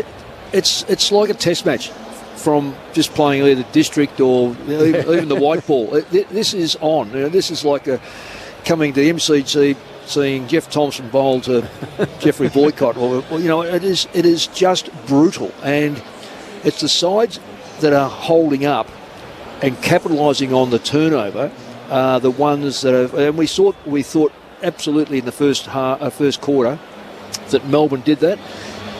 Their possession rate in that second quarter, Melbourne dropped right off, and it was because they couldn't get the football. Their better players couldn't get the football. Sydney's better players got the football. Quite interesting as far as the meterage. I love the meterage because I think it just tells you how far you're going. 1,700 metres Sydney, 1,300 metres that quarter by Melbourne. That's significant. That's, it only says 400, but that is quite significant when you analyse that one side's kicked 4 goals to 1. And as much as we thought it wasn't a 4-goal quarter to 1, when you analyse what players were taken out of the game, Oliver didn't get into the game. Viney was a bit fumbly. In fact, he's had 2 and 12. And that tells you a lot, because 12 is generally when you've got it and you can't kick it because you're under that sort of pressure. Oliver only had 6 touches that quarter compared to 9. Yep. Petrarca's hurt, so he can't get himself involved. I'd be making that. Look, if he can't contribute, I know you should be able to do it with 3 players on the bench, but look, if he can give something, yep, I understand that as well. But right now, they're running off him. He can't kick the ball properly, and it's not because he's not trying. It's just simply that leg is not functioning properly. Can I ask you this? The decisions that Simon Goodwin's facing down there at half-time on Petrarca, given it's Joel Smith, predominantly a defender, as the sub, do you ask from Petrarca, play deep, get yourself in a goal square? If we can get it to you, quick one-on-one marking contest, just use your strength, don't need you running, don't need you moving. Give us 10 to 15 minutes, and that way maybe he pinches 1 goal in that 15-minute period, and maybe handballs 1 more off, and it's 15 minutes deeper into the game before they have to jump with the sub and go with the defender. Is that the type of decision you'd make? No, that's smart moving. Look, can I just, for the listeners, if you run your bend your leg and run your fingers down about 3 inches down below you, I don't mean straight in front, on the side, it's quite fleshy. But I've seen it in the past, players not know this, but it's broken. Scott Pendlebury, has he broken that? Yeah, right on that. And I've seen players playing, they don't know it's broken. But Nat Fyfe played in that prelim with the broken leg. Yes. Yeah. And look, it's something that you can get away with. Believe it or not, it's funny that you can say that. But when it's got the discomfort that clearly he's got and he can't use his power, it's either a very bad bruise or he has got a crack in it. Now, so it was a Buddy. I've watched the replay a few times. Kick. Yeah, Buddy Franklin lining up. Yeah. And as he ran around the arc and he got his famous left leg and he went to roost it, and coming in from the side was Petrarca, and he's literally, Buddy's size 14 boots, has collected Petrarca behind the left knee, just under the left knee on the side there. On the side, So if that is the fact, then it may well have protected the bone, but it's not going to protect the massive bruise that he's going to get there. And when you get a big thing of blood there, then all of a sudden you're in a bit of trouble. So, Lingy, that's right. What you're saying, look, he'll probably get on the bike and just absolutely go for 10 of the 20 minutes on the bike to see if he can loosen it up. But unless Melbourne can wrestle back that control, they are getting, remarkably, beaten in the stoppages. And that's been one of their... I know the contested football's in their favour, but the other thing is that they rely so heavily on the break from the stoppages. And overall, it is 12 to 20. So it's not little, it's significant. And if Melbourne can wrestle that back, I reckon they'll win the game. If they don't wrestle that back, this will be a war of attrition that Sydney have got the capability of winning. Because Sydney, you're right, so they're getting the clearances. They're getting beaten quite badly in the contested possession, Sydney, down 14. But what they're doing beyond that, or what they did in the second quarter, was the next one and the next one, just tapping it on or getting to the outside and maybe a handball just into a path, and they're starting to surge, they're starting to run, they're starting to find little bits of uncontested possession. The ball doesn't live on the outside in big finals, but and also, Lingy, you know about finals football. There is a tiredness comes in. Yeah, it's not, you can't stay fresh for the full cook. So when you start to lose that little bit of bite, the side that controls the ball, all of a sudden the tackles aren't quite sticking. The chase is not as hard. It becomes a bit sloppier, and Melbourne are a cleaner side.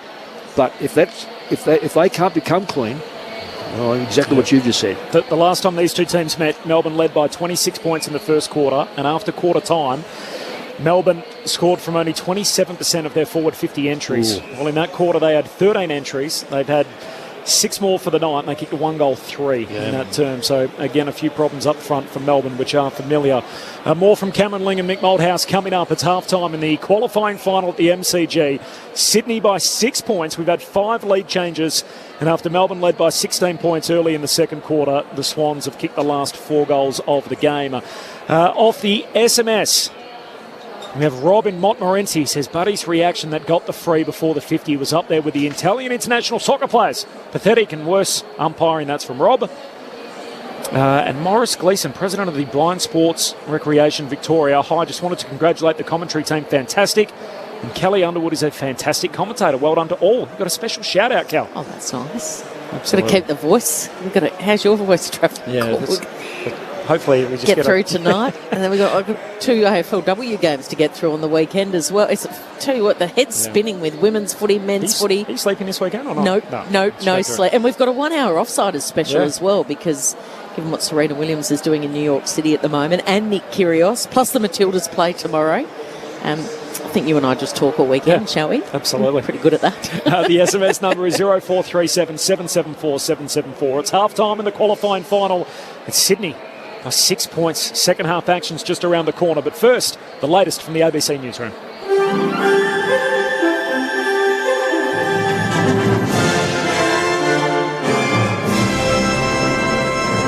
ABC News with Glenn Lauder. Aged pensioners will be allowed to work more hours before being penalised in an attempt to help fill workforce shortages. The federal government's announced older Australians can earn an extra $4,000 this financial year on top of the current caps before their payment changes. The Treasurer, Jim Chalmers, has been asked how many people he expects will take on more work as a result. And while he hasn't outlined that figure, he's explained the cost of the changes. We've been working on this policy, frankly, since before the election. We wanted to make sure that it is the right way to go about it. So the cost is expected to be approximately $55 million. It's a time-limited measure. We hope spurs some additional workforce participation amongst older Australian workers.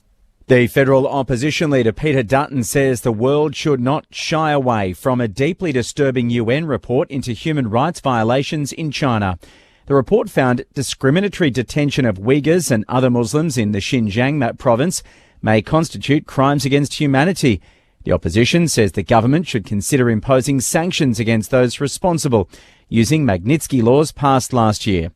Mr Dutton says the coalition will back the government should it take that step. It shouldn't be ignored, and the world should pay attention to it. China obviously is a very significant trading partner to many countries around the world, and that shouldn't make people blind to the very serious allegations that have been raised in this report. The New South Wales government says it will wait for a decision from the industrial umpire before deciding on how to proceed with its enterprise agreement with the rail union. The state government had said it would tear up the agreement unless the union stopped its industrial action. Unions New South Wales has gone to the Fair Work Commission and is seeking orders forcing the government to continue bargaining. A hearing has been scheduled for next week. The family of a 7-year-old girl who died at Perth's Children's Hospital say they hope their daughter's death will lead to changes in WA's health system. Kason Ho has the story. On the final day of a coronial inquest into the death of Aishwarya Ashworth, the court has heard staffing levels at PCH weren't adequate to meet demand. The number of staff at the hospital has grown significantly since the girl's death last April, with almost double the number of nurses. But staffing targets that have since been implemented have not been reached. In a final statement to the court, the girl's parents questioned why it took a tragedy for change to occur. They wrote that their daughter had always wanted to become a teacher and through her death had become a teacher to all Western Australians.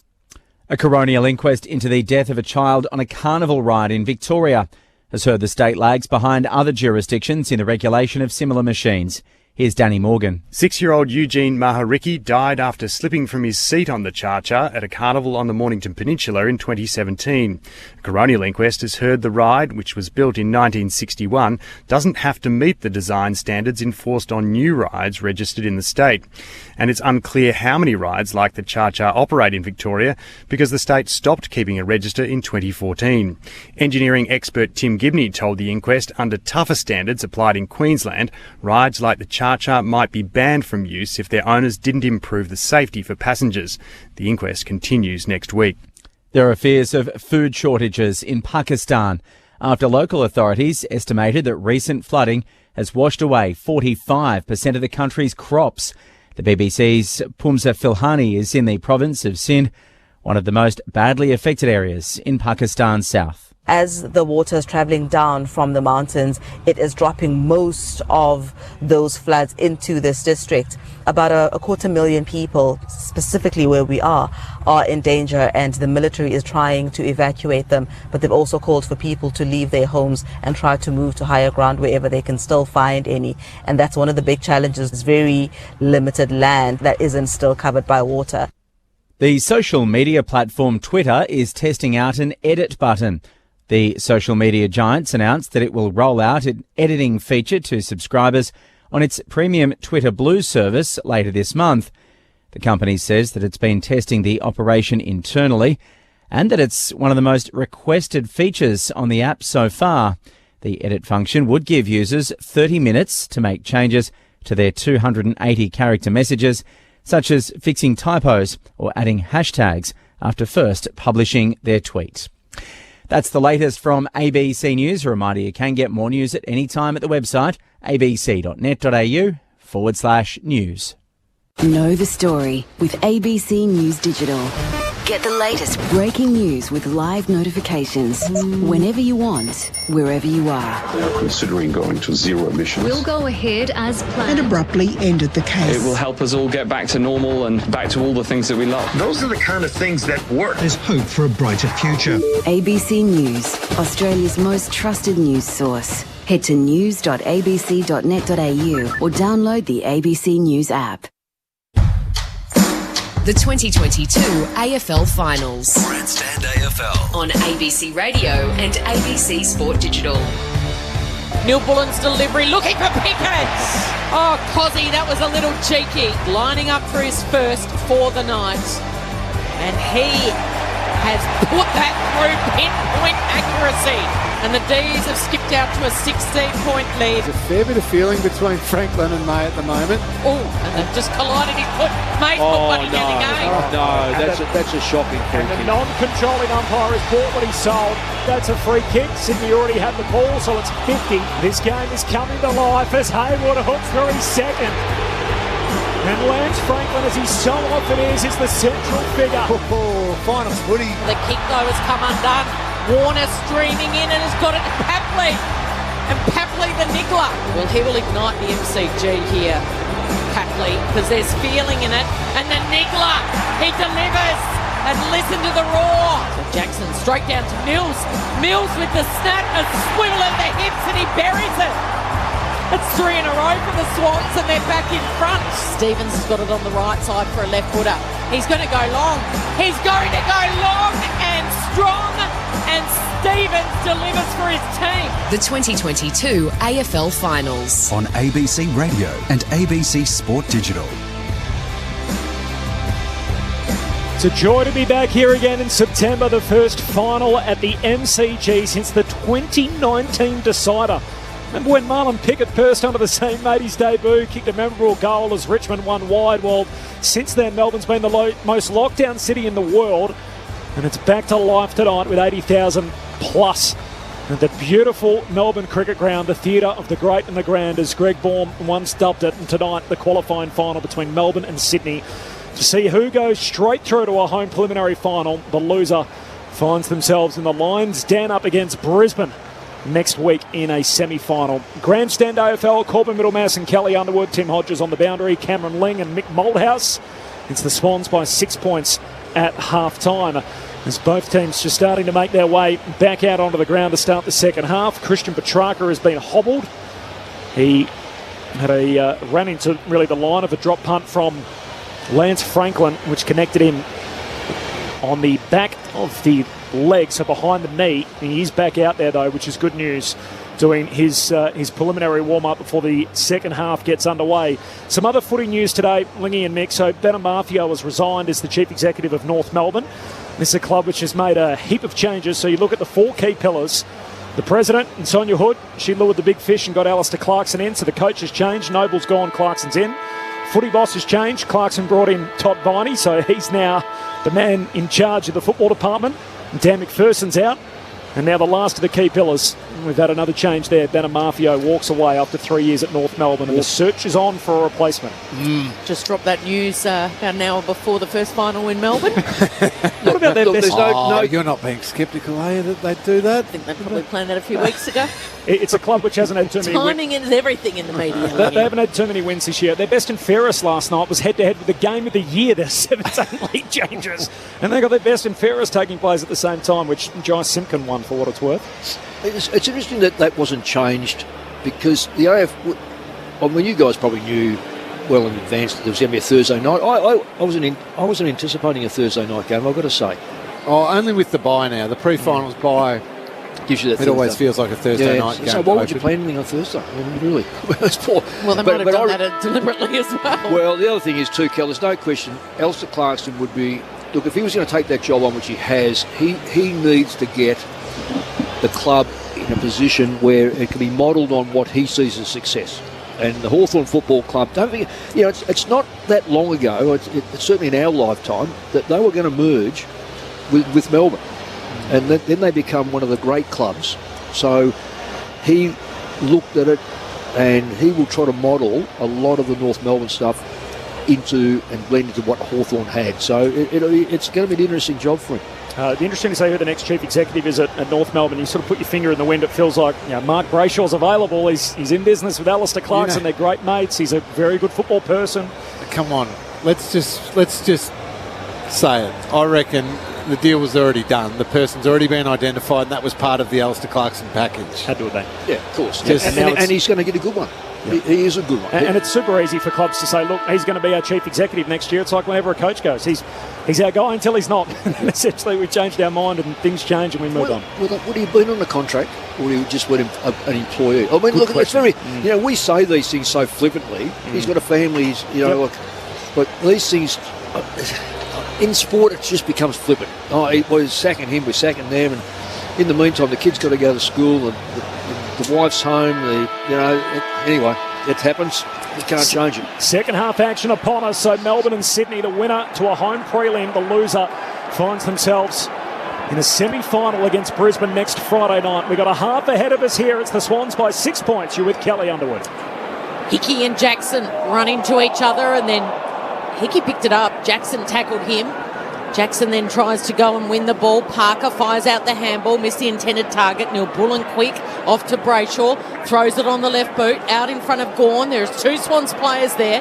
They can't quite mop it up, although Tom McCartan teaming up with Florent and now coming in and offering a little bit of assistance is Lloyd. Back to McCartan, and they get it out of trouble momentarily. Jackson comes in, couldn't take it in the air at ground level. He scoops it up to Viney, sends it back towards Gawn.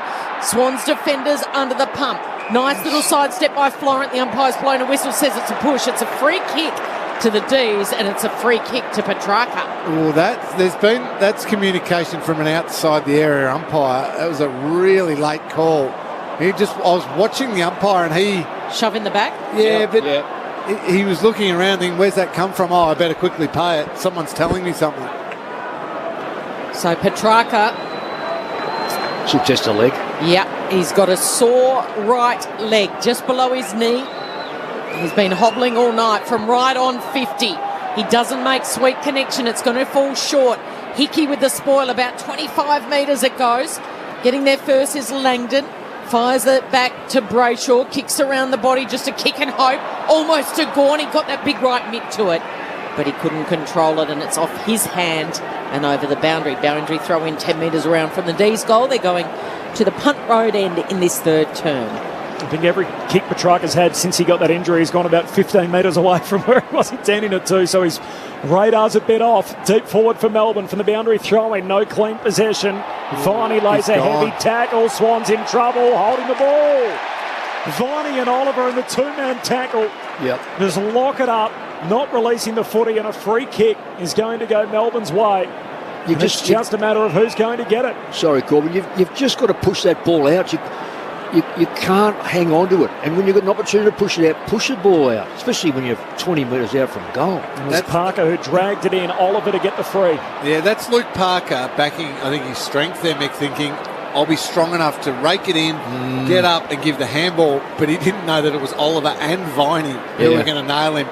no one's that strong to get up and handball that one. Yeah, they're two great tacklers, aren't they? No one has seen more of the footy in 2022 than this man, Clayton Oliver, for the first goal of the second half. How about it, Demons fans? Oliver with the major, and we're all knotted up again. Scores level 3 minutes into the third term of this crucial qualifying final, 6-4, 40 each of two. It's the one thing he doesn't do, isn't it, Mick? Kick goals. That's only his fourth goal for the year. Which is quite amazing. Yeah, and as Corb's mentioned, wins the ball more than any other player in the competition. Yeah. So much of it doesn't often get forward and hit that scoreboard. So that's a big goal in what's going to be a close game. Yeah. So just be smart enough to nail that tackle and go back and kick the goal. I don't see him that often inside the front 50 as a permanent, and when he goes in there as a stoppage player, he inevitably feeds the ball off, so he doesn't find himself, and he doesn't go into the forward line to actually receive the football in it. So we're all tied up 6-4 apiece, early stages of this third term. Petrarca's in the middle. Hickey takes it out of the ruck, kicks out in front of Mills, wheels around on the right, looks, kicks towards May and Franklin. And May again has airily dominated him tonight. Well, he's got to pull those pants up. He is fair dinkum, absolutely slaughtered Franklin. So May wide, Langdon, and that wing that he dominates on the southern side of the MCG. Short to Brayshaw, out wide. Oh, it was a 50-50 kick. Chance for Mills now. Gives it off to McInerney. Faked the handball and then kicks to centre half forward over the head of Hayward. Harms does well.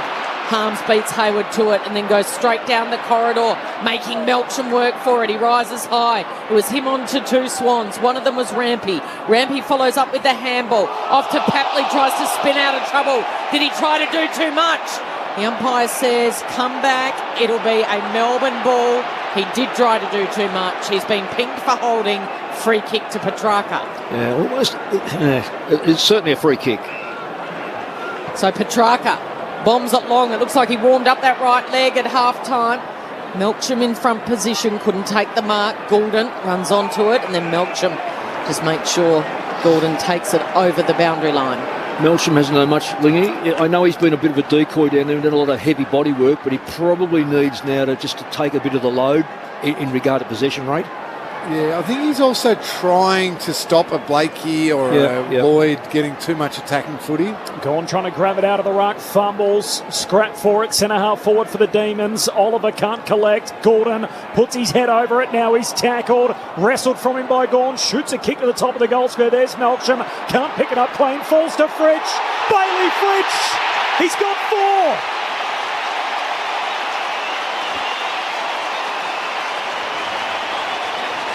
Fritsch with the snap, and Melbourne are out by a goal. 7-4 to 6-4. 6 minutes into the third term.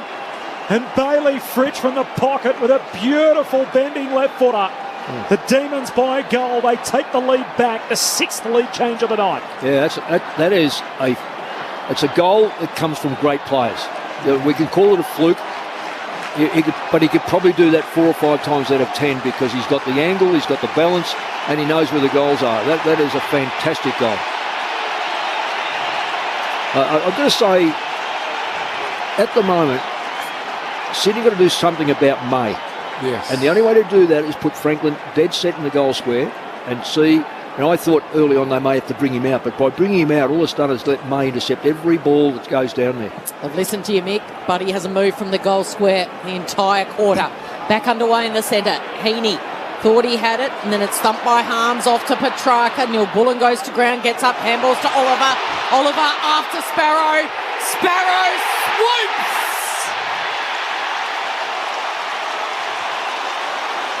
Tom Sparrow in his 50th AFL game celebrates like he's won the flag. And they come out after half-time and rattle off 3 consecutive goals. And now they're back out to 12-point lead, the D's. 8-4-52, the Swans 6-4-40. After 7 minutes, they've kicked the first 3 goals and turned this game on its head yet again. This is scarily reminiscent of when they put the surge on in last year's grand final through the front of the centre bounce clearances. Yeah, it is too. Able to get it out there, a forward handball, a hard contest, numbers around, strength in the contest, and then the class of Sparrow to finish nicely. But also, Lingy, what we're saying about Oliver not having shots on goal, he's the middleman there. He sets it up. 3 goals in 5 minutes, and all of a sudden, after trailing at half-time, Melbourne by 12. Swans get a breakthrough. Parker hooks a kick to centre-half forward, and Hayward marks. And immediately just says, pump the brakes. And the forward 50 fills up. Swans to the city end in his third turn. D's by 12. Hayward's just going to kick a high ball into the pocket. Hickey down there, Gawn spoils. Racing out after it is McInerney along with Langdon. Langdon puts his head over it, wins it. Hand pass out of the defensive arc. And Lloyd is just shoved over the boundary line by Neil Bull on a throw-in 60 out from the Sydney goal. That was really interesting then. When Hayward had it, Franklin had leading space in front of him. Hayward was so hesitant to go to him because of May's dominance. Yeah. So he went to the other side of the forward line and not as good a result. Gawn in front position. Langdon, little fumble. Miscommunication with Viney. Viney picks it up, gives it to Langdon. Langdon kicks almost to Brown on the outer wing. Couldn't quite in the end. McCartan flicks out the back. And then Petrarca's just going to toe poke it. It might sit here for Melksham. He's in a one-on-one with Paddy McCartan. And eventually over the boundary line. And Melksham and Paddy McCartan trudge back deep into 50. And Kel, you're right about Petrarca. He looks totally different. So whatever they've done at quarter time, whether he's half time, whether he's been on the bike or what, he just looks a different player. A little jab. Help, the jab would help. Yeah. A little jab or a big jab. It was a good jab because it's done the trick for Petrarca. So boundary throw in on the outer side. It was a throw deemed. So against Oliver, it'll be a free kick to Rowbottom. The only thing I'd say, the doctors wouldn't jab it and keep it warm if they were at all concerned there was a break there. No, you're spot on. Well, if it's more behind the knee, there's less likely to be a break. Okay, to Florent, to Mills, inside 50. May again. It's almost like it's well, they're the same size, aren't they? But it's like first grade playing reserves against Buddy. The way Stephen May is just dominating, utterly dominating Buddy at the moment. And the May kick has been chopped off by Gordon for the Swans. So he doesn't want to go long. Instead, he wants to kick sideways where McInerney's got plenty of space. Strange ball movement from the Swans. And slow ball movement by the Swans. It's in fear now. Yeah. Because Gordon's down there as well. Another contest kick inside the forward 50. No one goes for the Swans. In the end, it's Hunt who just knocks it down for the D's. Hand pass ends up with Mills. Gives it to Papley. Shoots goal with this 3 back. And Harms takes the mark. Had plenty of support. Last line of defence. And there's another blood rule as Heaney, who was opened up earlier after a collision with Stephen May, again has blood running from that nose. Yeah, just with Goulden before, he had Blakey running for a little handball received, beautiful kick. Yep. Could have, if not made the goals, could have really got a dangerous entry. Then Heaney was one-on-one near Franklin and didn't want to go there, went slow and sideways. Well, the other thing is too, it's still, if you can get that ball moving before Gawn gets down there, at least it gives you some chance. But if you slow it up, Gawn gets in position, May feels more comfortable, and then you have to go around the Cape to get around those two. 12-point lead for Melbourne, 11 played in the third as Harms now goes long in a slow play towards Jackson, knocks it down to Petrarca with a bit of pep in his step as he gives a hand pass out wide to Brayshaw, kicks down the wing. Paddy McCartan will chop it off, takes the intercept mark in front of the interchange. Melbourne by 12 points. They've kicked the only 3 goals of the quarter, which is 11 minutes old. And he kicks backwards to his brother, Tom, and then backwards still to the D50 where Rampy's got it, and back to McCartan. This is very unswans-like. They'll be able to go forward with it when they are controlling possession, which is fine, but got to take a forward option when it presents. So Tom back to his older brother Paddy, and where we started a few moments ago. It was a wobbly old kick, although Gordon's on the end of it, just bounces it almost over the top, and a handball from Florent, again putting the Swans players, his teammates, under the pump. And Hunt got it, and he is tackled, standing up in the tackle. So ball up directly out, 25 metres out from the Swans goal.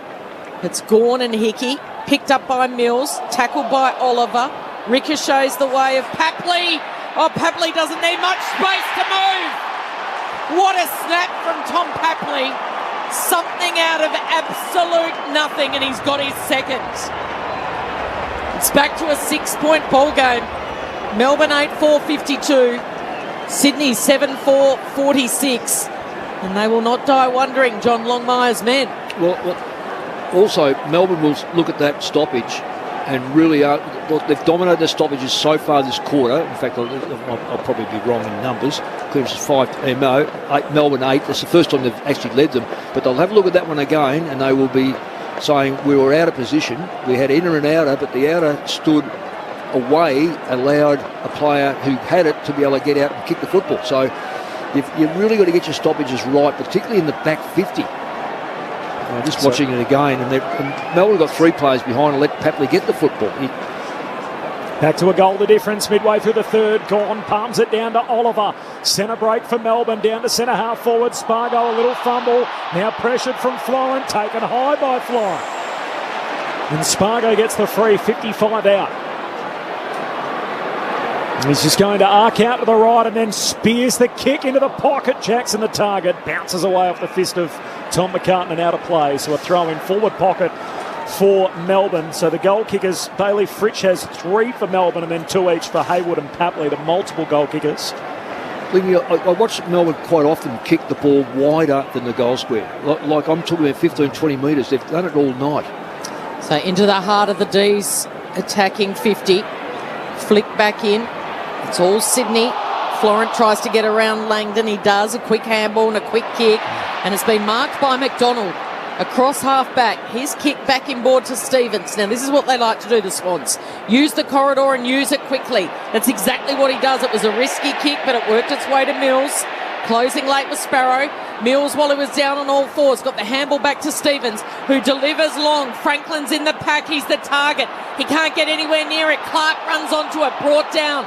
And now a loose ball in that right forward pocket where Harms just casually picks it up, grubbers the kick. It'll roll the way of Lloyd. He's 50 out. He's going to go for home. Lloyd goes for home! Right up against the boundary. And the 28-year-old from Horsham does something that he hasn't done so far this year. He kicks a major and ties it up.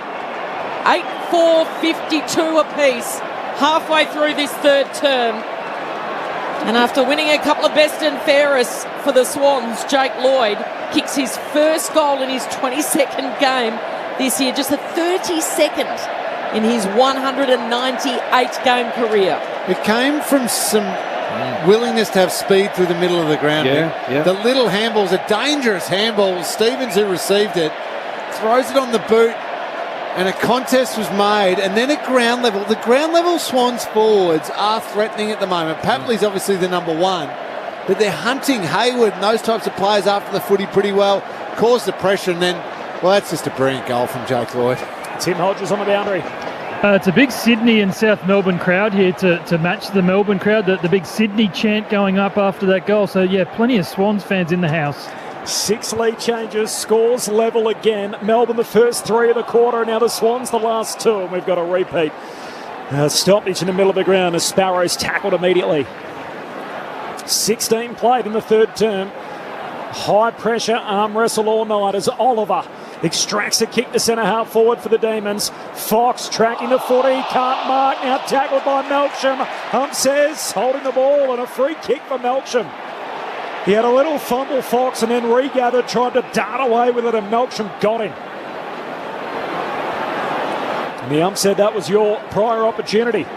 Yeah, it was there. That's why they've umpired most of the night, which has been reasonably good outside of probably 1 or 2 decisions. I reckon he's got the distance from here, Melksham. Yeah. Game number 207, playing just his 5th final. Of course, missed out last year. He kicks it into the man on the mark. Spills to Gordon.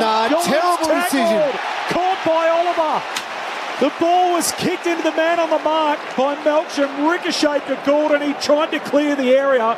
And as he went to get his kick away, Lingy, Oliver ran him down. You're allowed to... There's prior opportunity in this game. And that's it. He has tried to kick the footy. That is all you have to do if you don't have prior opportunity. Yeah. You don't have to make contact with the footy if you haven't had prior opportunity. And the umpire just fell for... that looks like a nice tackle. Great run down. I'll pay that as holding the footy. That is an awful decision. And that's umpire Matt Stevick. He's the most experienced umpire out there. And yet Clayton Oliver, as we touched on, not a noted goal kicker. He'd kicked only 3 in the regular season. He's got a chance to make it 2 1/4. Clayton Oliver in a big-time spot. His drop punt is pure. Melbourne back in front. Clayton Oliver with a couple in the third term. And the Melbourne fans are roaring again at the G. 18 travelled third quarter. The Demons to 9-4. Sydney are 8-4. 18 played third term. Sorry to, it feels like I'm overreacting. No, but I can't stand when umpires just fall for what looked like a good moment in a game. The rules are there. A player has to have prior opportunity. If he doesn't, all he has to do is try and kick or handball the ball. Does not have to make contact with the ball, which I know frustrates fans when they see it spill free. But the rule is the rule, and you've got to umpire it that way. If he took 2 steps, he's had prior opportunity. He got the ball, tried to kick the football without, and he had no prior opportunity. And it was touched, so it wasn't a mark. Well, it's September, it's finals time, emotions are up. Cameron Ling was just about to burst out of the box then as the Swans burst out of the centre. A row bottom kick, tough one to manage. Franklin flicked it over to his teammate Warner, who was tackled to the ground by Petty. And now the Demons rush it out by quick hands out of the defence. Neil Bullen accepted the handball from Salem and then was decked. That's a silly hand pass by Salem. That's a panic hand pass. Hospital handball, wasn't it? Look, he's out of form, Salem. Stoppage, Hickey, down to Mills, tackled by Swallow, will go again. He's had Ryan Clark with him all night, just annoying him. I reckon Mickey's a bit rushed now, just wanting to get Hickey down to Mills. Mills now wins a free kick. It's against Sparrow. So Mills, what does he do inside 50? Does he go towards Buddy, who's had a really off night? Instead, he goes towards McDonald. Got good hands to it. Couldn't take the mark. Clark then wraps up May. Buddy's calling for holding the ball. Buddy's desperate just to get some sort of win over Stephen May. And it'll be tossed up 40 metres out directly in front of the Swans' goal. It is Melbourne by 6. Hickey swats it down to the path for Heaney. Heaney dishes off a hand pass. Stevens for another. Stevens misses. Near side. He's in the right spot for a left footer, just hooking across the body on a minor score. So Melbourne by 5 as we tick into time on in the third term. 6 lead changes for the night. Yeah, Corbin, I was just about to say, if Melbourne had a fault, their backline stoppage work has been pretty ordinary tonight. May with a long kick in, going to Jackson or Gorm. Waiting at the back was Hickey. Plenty of hair, curly brown hair between that matchup. Jackson v Hickey. This time it's Hickey. Just gets his kick away before the late smother came. Gawn in front position. Who's there at the back? There's no Swans player. Instead, Rivers. And then fisting it over, spoiling and knuckling it down, killing that. Sharon was hit over the boundary line. Yeah, that's fair. There's a call there for deliberate, but that one it bounced, and 2 it was a spoil. So just to step inside the 50, as Oliver's on the bench. He's been the hot player this quarter. Chance for the Swans to score. Hickey only as far down as Petrarca. And then his kick has been chopped off by Oliver. Just a step outside 50. His eyes are darting. Can Buddy get involved finally? Oh, that is a pinpoint pass. And somehow Parker was sneakily there, all by himself, top of the goal square. Yeah, that Florent kick was the one that took the mark and kicked it. The Melbourne mids hung off their opponents. And it's okay, but if your opponent's in there, it's not okay. I reckon there was a comfort level. They thought it was going long. They thought May and Lever would cover it with the long one. Yeah. They just got caught ball watching a little bit. Bullet-like pass, and now Luke Parker to put the Swans back in front. He's all class. He was never going to miss that. He turns and points to his teammates and says, let's go. Swans by 1. And this entertaining tug of war continues at the MCG. 9-5-59, Melbourne 9-4-58. 22 minutes gone in the third. And so much of this quarter is coming down to who can win those crucial little one-on-one battles, or even there with Florent being able to outmark his opponent in a genuine one-on-one, and then a beautiful kick, obviously, into Parker. But those really important one-on-ones and contested balls. Clayton Ola's been superb at it for Melbourne. When he's off, though, you know how I said before it was Melbourne's favour in clearances. It swung back now to Sydney. So spot on, Wingy. 7th lead change of the night. Hits the Swans by 1. Gone, superb. Palms it straight down to Brayshaw. The 1-2 hand pass with Viney. Brayshaw's kick to centre half forward. Hands on it from Neil Bullen. No mark. Comes out the back door to Fox. Sydney back with it. Hand pass to Hickey. The Swans big man kicks down to Reid. He's outnumbered. Petty works his way to the front. No mark. Spills to Rowbottom. Puts the Swans inside 50, but Hunt's back. Takes the intercept mark for Melbourne. Goes short to May. And May pulls off a daring kick to Petty in the corridor. It's picked off. Reid takes the intercept mark for Sydney. They're a real chance on the counter-attack, and Reid just slows it up. 50. And now 50. What's that for? I think it's Pickett. Keziah Pickett just cruising through the protected zone, and the umpires pinged him for 50. Oh, geez, only just in the zone and with no impact on the play. But if he is, he's not going to stop him playing on as a right footer. I thought they tinkered that rule and said that they wouldn't pay those. Well, he's a right footer. He's not going to go out to his left. Pickett's gone up to the opposite side. You can't do this in finals. It's too hard to get him. He didn't have anyone for company, Cosy Pickett. That's a tough penalty, and Reid makes them pay the full price. Pumps it through to put the Swans up by 7. 25 minutes travelled in the third. The Bloods are 10-5, Melbourne are 9-4. A 7-point lead for Sydney. Cameron Ling and Mick Malthouse, Grandstand AFL. The tinkering one was more when the opponent splits and goes one side and the other one gets caught on the other side. So that was a good move. This one on Pickett, I reckon he's within the protected zone by maybe half a metre or a metre there, but is having zero influence on the play.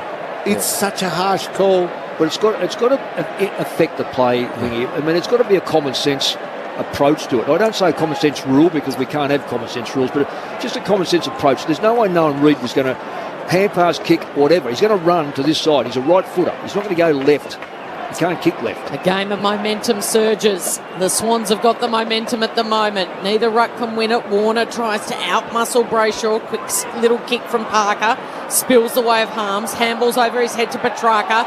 And Parker wraps him up. Luke Parker's been tackle. Huge. Well, Luke Parker set the tone, Lingy, didn't he, in the first 10 seconds when he took the most courageous mark here on the northern wing. Eyes only for the footy. Heaney's been courageous. Mills has been courageous. Oliver's all skill as he gets the handball off to Neil Bullen. Oh, fumble by Rivers. Neil Bullen's going to have to mop up for him. But now he's under the pump. The kick tee's gone. So mucking around, over-possessing it, feeling the pressure at the moment, the mids from the Ds. And Clark wins the free kick. Tackling Neil Bullen's going to handball off to Blakey. Blakey just always wants to have a dash, assess the options over the head of Warner. Not quite a bullet-like pass that Warner was hoping for. And Langdon at the back gets down low and takes the mark. Parker, 19 touches, 7 tackles. And we're just in time on in the third quarter. As Langdon goes on a bit of a trot from halfback, kicks down the wing for Melbourne, spills to Neil Bullen. Hand pass, threads it back to Langdon. Hurried kick forward, touched on the way through. Clean bowls Pickett. Sydney back onto it through Rampy. Hand pass away to Lloyd from the low goal the wing. Kicks to Reid. Sam Reid from 3 back came floating through to take the back mark. Centre half forward for the Swans. If you're going to do anything, put a marking player on Lever. Lever won't go with him. Lever did not go 1 yard with him then, and Reid is the sort of player that if that's in his vicinity, he marks at his highest point. This could be a changeover opponents I would be looking at. They've got just 2 premiership players left from that 2012 flag. One is Parker, who's been enormous. The other is Reid, who's turning the game. From 50 out, he's dogged it. The Swans' biggest lead of the night. Sydney by 13 at the 28-minute mark of the third term. Sam Reid with back-to-back goals. The Swans 11-5, Melbourne 9-4, and another twist in this enthralling qualifying final. Cameron Ling and Mick Malthouse. And it happened, Mick, when Buddy's on the bench. Yeah. And a little bit of that loss of where's my focal point? Where's the ball going to go? Where's May? And Reid just got a great run at that footy. And you're right about Lever. He was, do I go? Do I stay? What do I do? So it almost works well when they don't have this key on point where they can go, okay, I know this ball's going to Franklin and we can all lock in on that area. That's it. They're more unpredictable. Buddy's on the bench talking to John Longmire. He's had 4 disposals, 2 kicks, 2 handballs, goalless. Warner wins it out of the centre. It's a holding. And it's going to Oliver. So Buddy just back out there now, renewing that tussle. We were pumping up Parker. How big's Oliver been? Wow. Incredible. Well, between both of them, they're the heart and soul of both of them. They're animals, aren't they? Yeah. They just go and go. Oliver with the 2 goals in this third term. And he kicks this long, looking for Gawn. Targa, it's chopping at the arms. Free kick. Well, wasn't it against Hickey? Yeah, he grabbed him, Kel, on the... I was watching Gawn, so I just know that when he goes into centre forward, he becomes the key player. Hickey grabbed him on the arm and didn't allow him to have a run at the ball. There it is there. Yep. Yes. It's just clever by Gawn because he kept moving towards the footy. And movement creates panic for players who aren't comfortable in defence, and Tom Hickey's not. No. Hickey's been okay today, but when Gawn goes forward, you've got to play right in front of him, block his run. A dozen goals for Max Gawn. He's directly in front to the punt road end. But set shot is not necessarily his strong point. It is right now. They called for a captain to stand up and deliver, and Max does just that. And they cut the margin back to 7 points. Gawn delivers Melbourne's 10th. It's Sydney 11-5-71. Melbourne 10-4-64. And we've got 3 and a bit minutes to play before three-quarter time. Gawn gets his first for the night. Yeah, he's a hard man to match up with when he goes forward like that. What's Oliver's had 22, Luke Parker's had 19. And it's not even just the numbers that appear on our stat sheet. It's a hand in here. Look at the tackles. On there. Look at the tackles each. Both had 7. Contest clearances 6 and 5. 25 contested possessions between the two of them. 5 goals apiece. A 10-goal term in this third quarter. 7 tackles, an equal game high. James Rowbottom also with 7. Swans lead the game by that number. Has Brayshaw in the middle. Hand pass to Harms. He threads it forward, but there's a big tackle laid as Sparrow comes in to lock up Florent. We'll have a ball up attacking edge of the centre square for Melbourne. It's been a game of runs so far and many momentum swings as Gawn pumps it down to Gordon. He's caught by Brayshaw. Neither side are prepared to have a loose player behind because they know what the damage that these sides can do. So that's why there's a high scorer.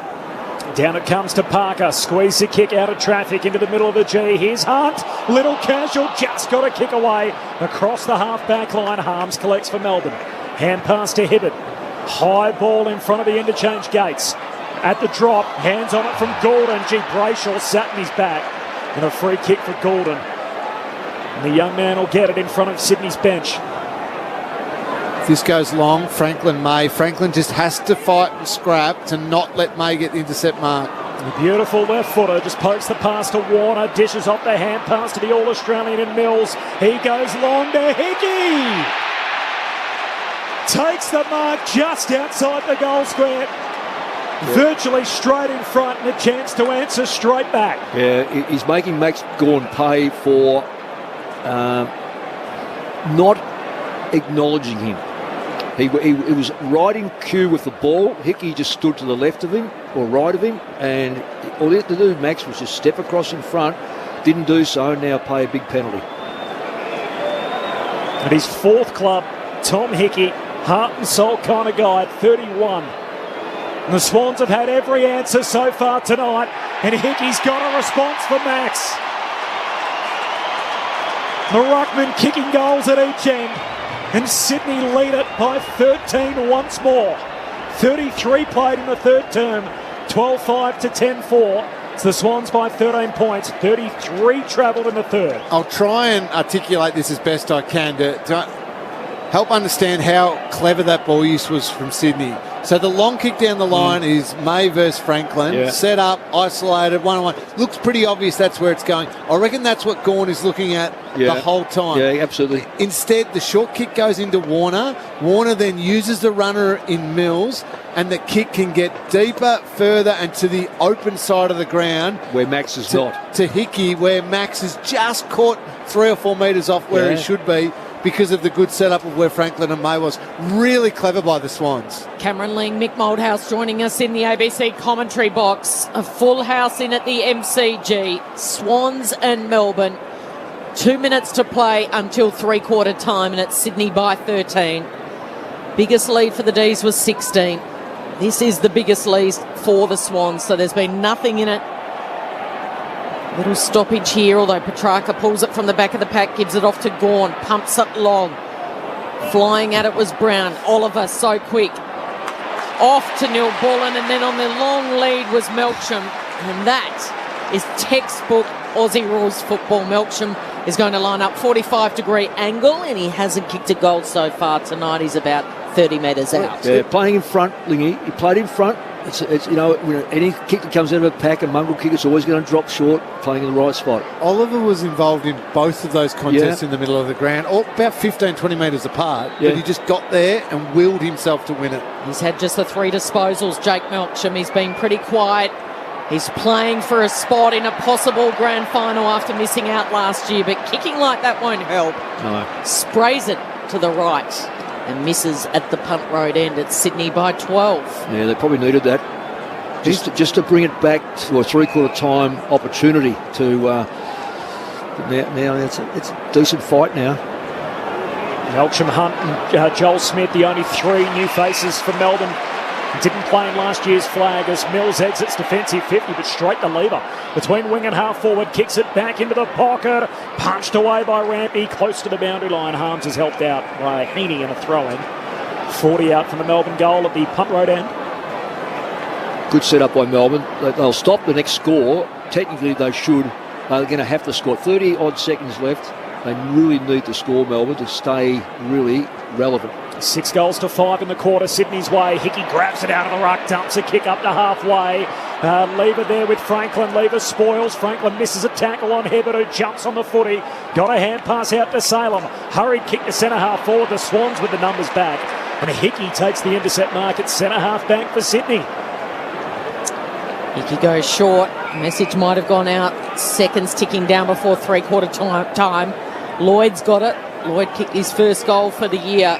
It's an absolute cracker early in this term to get them going again, the Swans. And the Swans will take a 12-point lead into the qualifying final at three-quarter time. 12-5-77 Melbourne, 10-5-65. Goal kickers for Sydney. 2 to Reid, both in that term. 2 to Papley and 2 to Hayward.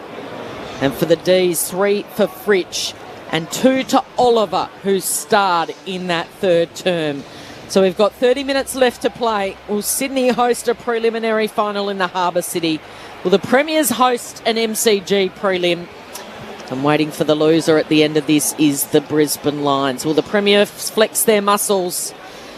Is there going to be a late Buddy cameo? So many questions as we pause for the final break here at the MCG on Friday Night Footy. 7 lead changes, 17 last night. What a start to the final series, and after that regular season, why did we think it would be any different? Melbourne's biggest lead tonight, 16 points. Sydney's biggest lead, 13 points. And at three-quarter time, the Swans by 12. On ABC Radio, ABC News Radio and Sport Digital, this is Grandstand, AFL. If you're not going through an emergency situation right now, it might be the perfect time to explore the all-new ABC Emergency website. ABC Emergency lets you search for incidents near you, or you can check on other locations around the country. There's also a handy button that lets you listen to the local ABC radio station closest to the emergency. abc.net.au/emergency. Save it in your favourites now and keep listening to ABC Radio, your emergency broadcaster. Hello, I'm Patrick Stack, and if you like great stories and you enjoy sport, then I reckon you need ABC Sport Daily in your life. You know, when he first got into the UFC, he was a real wild sort of fighter. In Western Sydney terms, he was great at going in there and feeding them. But this time, against Canada, he has pretty much the full suite. There was always going to be some that didn't go because 12 into 8 doesn't fit. It's complex, in a word. It's a daily sports conversation, and it's called ABC Sport Daily.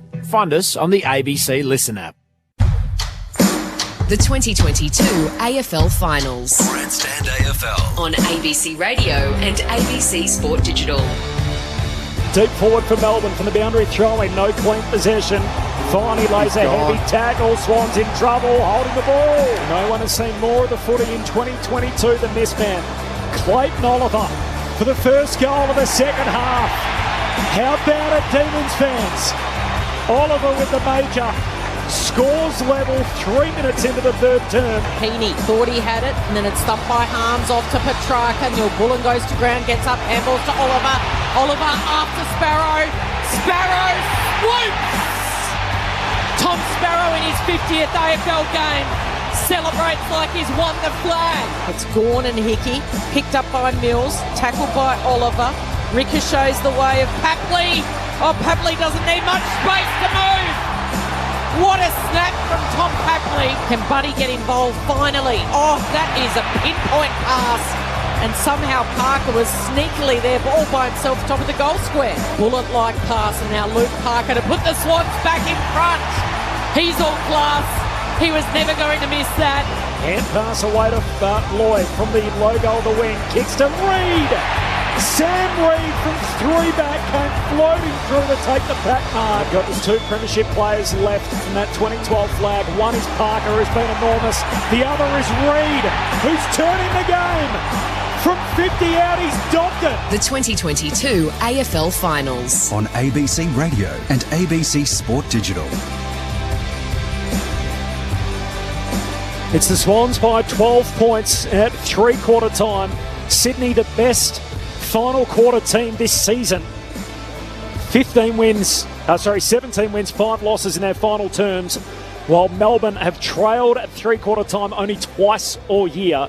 They lost both of those games. They'll have to come from behind here, the Premiers, with a quarter to run. Cameron Ling and Mick Malthouse on Grandstand AFL, Sydney by 12. Oh, it's crazy to think that it broke open that much, Mick. 5 goals to Melbourne, 6 goals to the Swans. Some heroic individual efforts in the quarter. Oliver was just huge. We've sung the praises of Luke Parker as well, but Callum Mills got going in that quarter for the Swans. It was just brutal, hard, contested ball, and then bang, one handball to the outside or a good kick to the outside, and away they went, both ends of the ground. Well, Lingy, I was saying off air to you, it's quite a remarkable figure, and this happens in big games. Inevitably, the possession rate drops down because tiredness sets in and you make fatigue mistakes.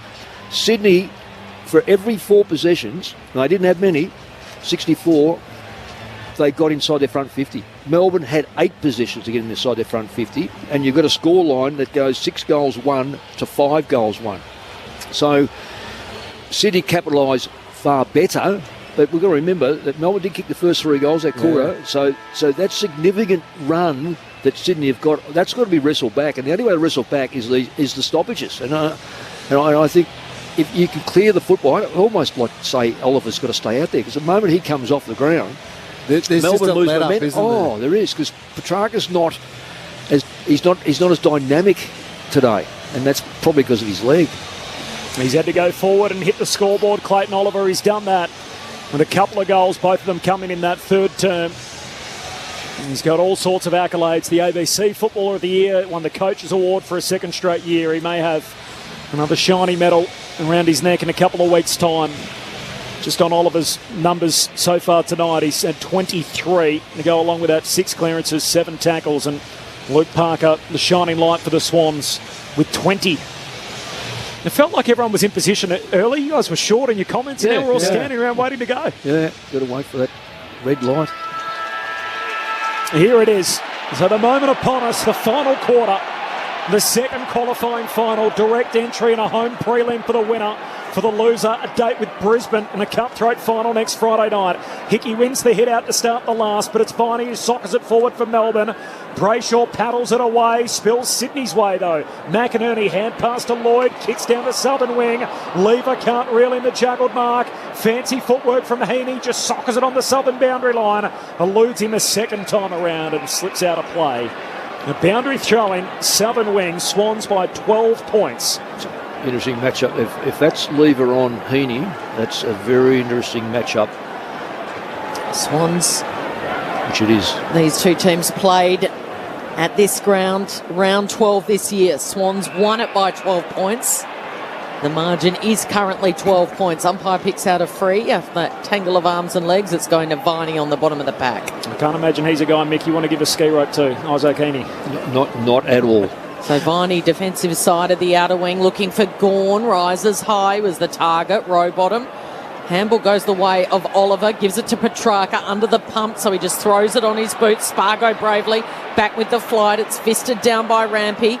Comes the way of Fox. Fox looks for Franklin. Oh, he couldn't mark in front of Salem. Hasn't taken anything cleanly tonight, buddy.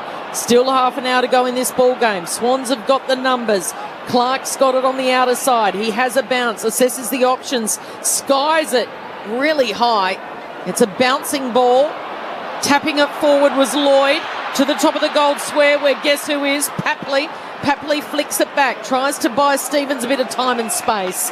Stevens breathes a sigh of relief, happy to see it over the boundary line. The 21-year-old who was picked 5 in the draft a couple of years ago, Dylan Stevens, kicked a lovely left foot bomb earlier in this game. It's Sydney by 12. Pickett's got to pick his game up, as does Melsham on that forward line.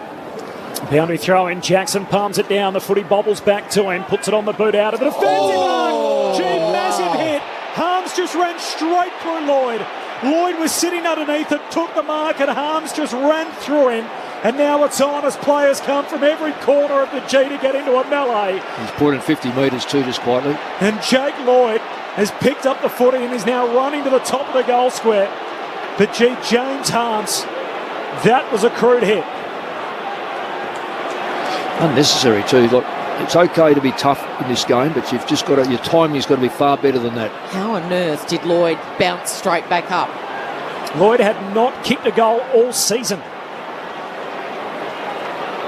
Leading into tonight, and now he's about to pop it through from the top of the goal square for his second. And Sydney are out to a new game-high lead. The Swans by 18 points with a tone setter to start the final term, which is 3 minutes old. Sydney 13-5, Melbourne 10-5. James Harms with his forearm across really the chest of Lloyd as he was landing. And Lloyd bounces up to take his kick, but a nervous wait for Harms to come and a lot of work for Melbourne to do here. And the runner is Reece Conker for the D's. Hodgie, he's gone straight out to James Harms, pulled him aside and had a very long, quiet chat with him. Yeah, it's so interesting watching the coaches down on the bench. Simon Goodwin, the hands in the pockets the whole time. He just had a word in Reece Conker's ear to say, get out to Harms and tell him to keep his mind on the job. That's what it just would have felt like. And he had the arm around Harms trying to just reassure him to concentrate on what's to come. But such a pivotal moment right there. Wow, that'll be a good test for whether it's outcome or action at the tribunal. Oh, great handball by Parker, an underground one to Mills in the centre of the ground. Mills with the long kick, Lever with the spoil into space. Now the race is on, the foot race. Papley gets there, his little toe poke was ineffective. Harms is tackled by Haywood. And they slide it right near the boundary. The Bronx cheers from the Swannies fans at that end of the stadium, the Punt Road end. Tough sides win premierships, tough sides win finals. Sydney are out-toughing Melbourne at the moment. It's the old-fashioned hard-nosed Swans football. Hickey, Mills is going to kick towards the goal square. Which way does it bounce? May beats Buddy to the goal line and safely guides it over for a minor score. Swans by 19 points, nearly 5 minutes gone in the final term. Everyone on the edge of their seat at the moment. It's as wide as it's been either way. Sydney a game-high lead, 19 points, 4.5 played. Final term as May goes long to the wing. They all climb for it. Spills out the back to Lloyd, who spun around and then taken to ground in the tackle. Umpire Stevick says, I'll have it, a ball up on the southern wing. I know it's an easy thing to say that Melbourne need to kick the next goal, but it'd almost be suggesting that get Gawn on the ball, see if they can create something from the stoppage. Jackson wings the hit out, but it falls to Rowbottom of the Swans. Hurried kick inside the forward arc. Franklin wrestling for it with May. Franklin tries to sock it, has a fresh air shot. Top of the goal square, Heaney collects, tackled front on by Petty. And a ball up, top of the goal square for the Swans. Momentum with Sydney, 6 played, final term. Plenty of congestion around this ball. The umpire waits and then tosses it up. Hickey, not effective. Viney, tackled. And then Salem tackled either side by the Swans, and they clunked to the turf. Defensive 50 stoppages haven't been good for Melbourne throughout the night. The Swans have found a way to find snap goals from these situations. Flicked up again. Jackson looking for Langdon. Mills is there. Papley is buzzing around. Papley pounces on it. He's got Buddy there who wants it. Buddy now gets it. Oh, there's just a mountain of players around it, and it can't be cleared. And the umpire again says he'll toss it up. Well, it's living in Sydney's forward line. That's danger for Melbourne. Swans by 19, up it goes again. Jackson knocks it down. Hickey grabs it, squeezes the kick out. Reed, top of the goal square, fresh air shot as well. Here's Viney, hand pass back to the into traffic. Harms just keeps it out in front of him. Knock on Surge on top stuff. Clean pick up, hand pass to Spargo, back to Harms, running out of room, he's tackled. Hayward got him, holding the ball. Free kick Sydney against the boundary line, and Hayward will get it 50 out. Well, he's good for this, although he's where the grass runs into the synthetic, that makes it hard. He doesn't want to step on that synthetic turf at all. He just keeps creeping out to his right. Will Hayward, he's off and running. Ump tells him to go from 52 out. That's a beautiful drop punt right to the line. Is it helped through? There'll be a conference. They came from all directions. I think that's a goal, isn't it? Oh, I think it's touch. No. The video review. Oh, no, not the video review. It was so central last night. The soft call is touched. But the Arc has a bit of work to do, not for the first time this weekend. Oh, yeah, it's touched. It's clearly touched. Yep. Harrison Petty on the line with his fingertips on it. It'll be behind. It'll be the Swans by 20. And Melbourne with a heap to do in this game. 8 minutes played in the final term. Swans by 20. Melbourne led by 10 at quarter time. They got out to a 16-point lead early stages in the second. Sydney by 6 at half time. By 12 at three-quarter time. And lead it by 20 as the D's bring it back into play. Brown just coming back on the ground is able to take the mark. Right place, right time, Ben Brown. He's kicked one tonight. They need more from him. They need more from their forwards. Fritsch in position A. Couldn't take the mark. Oliver, Sparrow took it instead. Ran into a brick wall. Fritsch tackled. Handballs to Harms. Harms throws the ball on the boot towards Gawn. He's the target down there. Hickey sliding in from the side. Spoils it over the line. Florent makes sure of it. And then Florent and Melksham tussle as they both get up and hand the Sherham back to the boundary umpire, who will throw it in. City end, right forward pocket. And Brown doing the ruck work, opposed to Hickey. Comes down to Parker, who's been all over it tonight. Hurried kick down the wing. May out of position. Free kick. Yeah, it should be to May. For a hold. Yep. May had him beaten again. He had to desperately hold then. And that's right. He wasn't at the drop of the ball, so May's getting the free. On the final series logo broadcast side, kicks to centre half forward. Brown hands to it, falls down to Oliver. Somehow got a kick away, and Melksham marks. 25 metres out, 45-degree angle.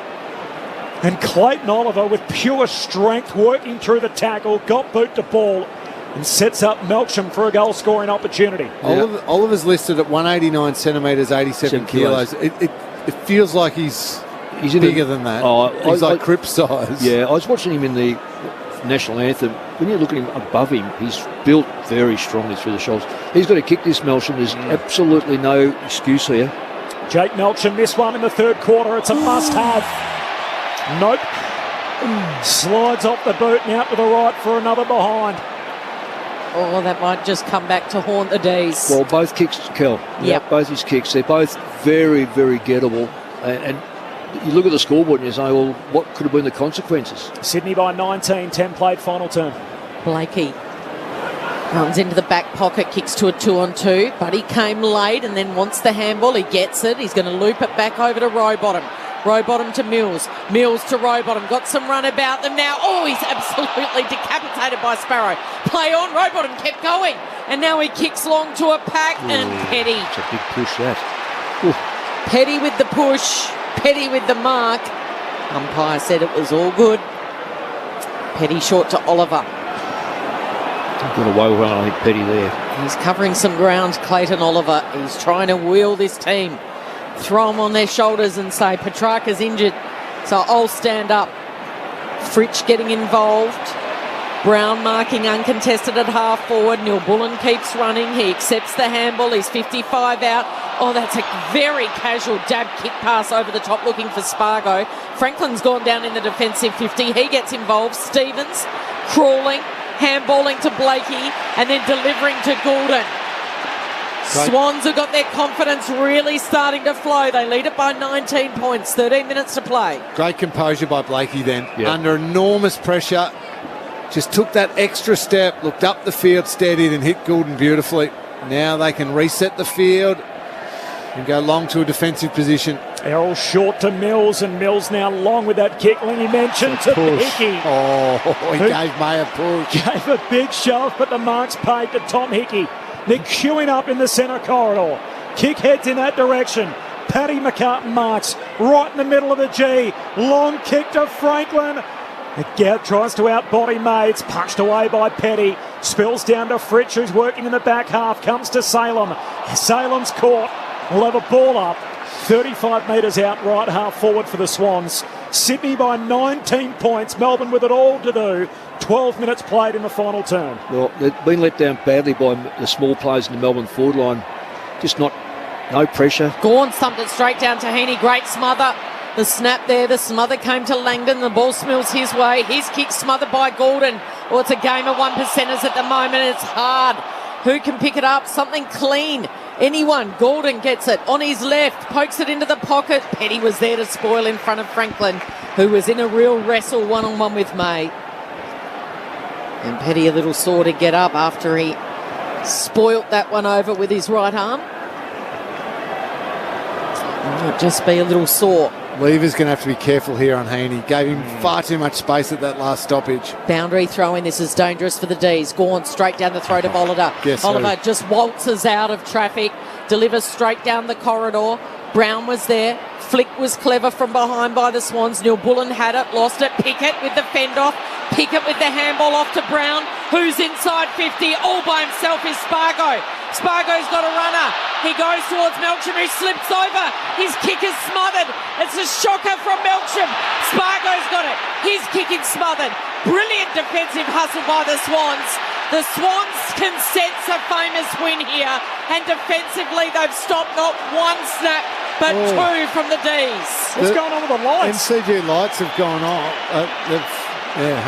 Flickered. Gee, all of a sudden we had the lights flickering as the ball was still live and went out of bounds. Yeah, well, that was Sydney sapping that power out because there was 3 kicks on goal. They were all smothered. Outstanding by Sydney. I think Jake Melksham's wanting someone to turn the lights off at the moment. He's missed some big ones in this second half from the boundary throw in. Gone down to Oliver. Kicks to centre half forward. Blakey spoils for the Swans. Comes back to Petrarca. His hand pass picked off. Mills puts his head over it. Knocks it out to Rowbottom off half back. Sparrow runs him down. Got a hand pass away to Gawn. Trickles it along the boundary line to Petrarca. His hand pass is out of play. And we'll have a boundary throw in half forward for the Demons, 50 out. Sydney lead the game by 19 points. And Melbourne look like they're coming from a long, long way back. 14 and a half played final term. Such a scrap, Mick. Oh, well, and it suits Sydney. The scrap will always suit Sydney because you know they're going to be about. So right on 50 here for the D's. Oh, Petrarca! Little sidestep, sizes up the goals, but never a chance. Missing to the left. Hooking that right across the face.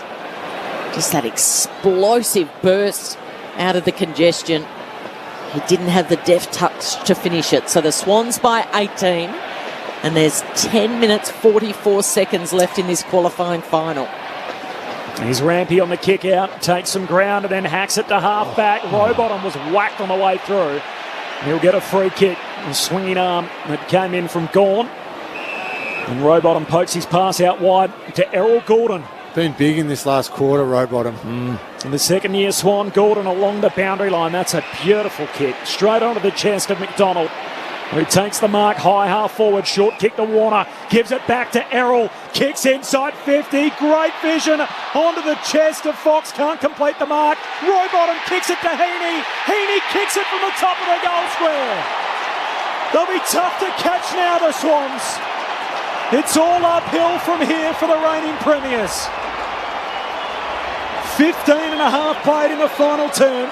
Sydney's game high advantage keeps growing. It's the Swans by 24. 16 played in the final term. 14-7 to 10-7.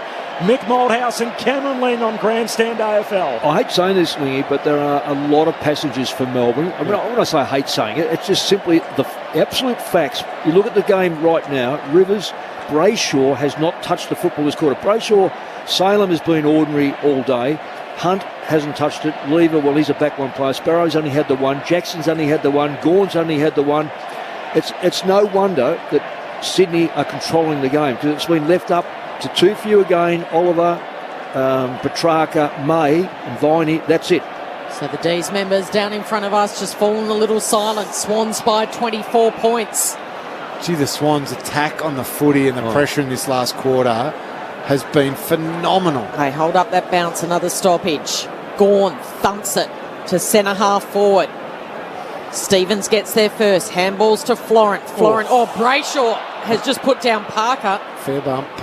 Good bump. Rowbottom picks it up. Gordon the look away. Off to Reid, who just throws it on the boot. Bouncing towards Buddy. Buddy and May. Buddy picks it up. Wants to wheel around. Got it to Hayward by hand. Hayward now. Stevens. Stevens could go to Franklin. Instead he goes to ground. He's tackled by Harms. He lost the Sharon. And the umpire crosses himself and says we'll have a ball up.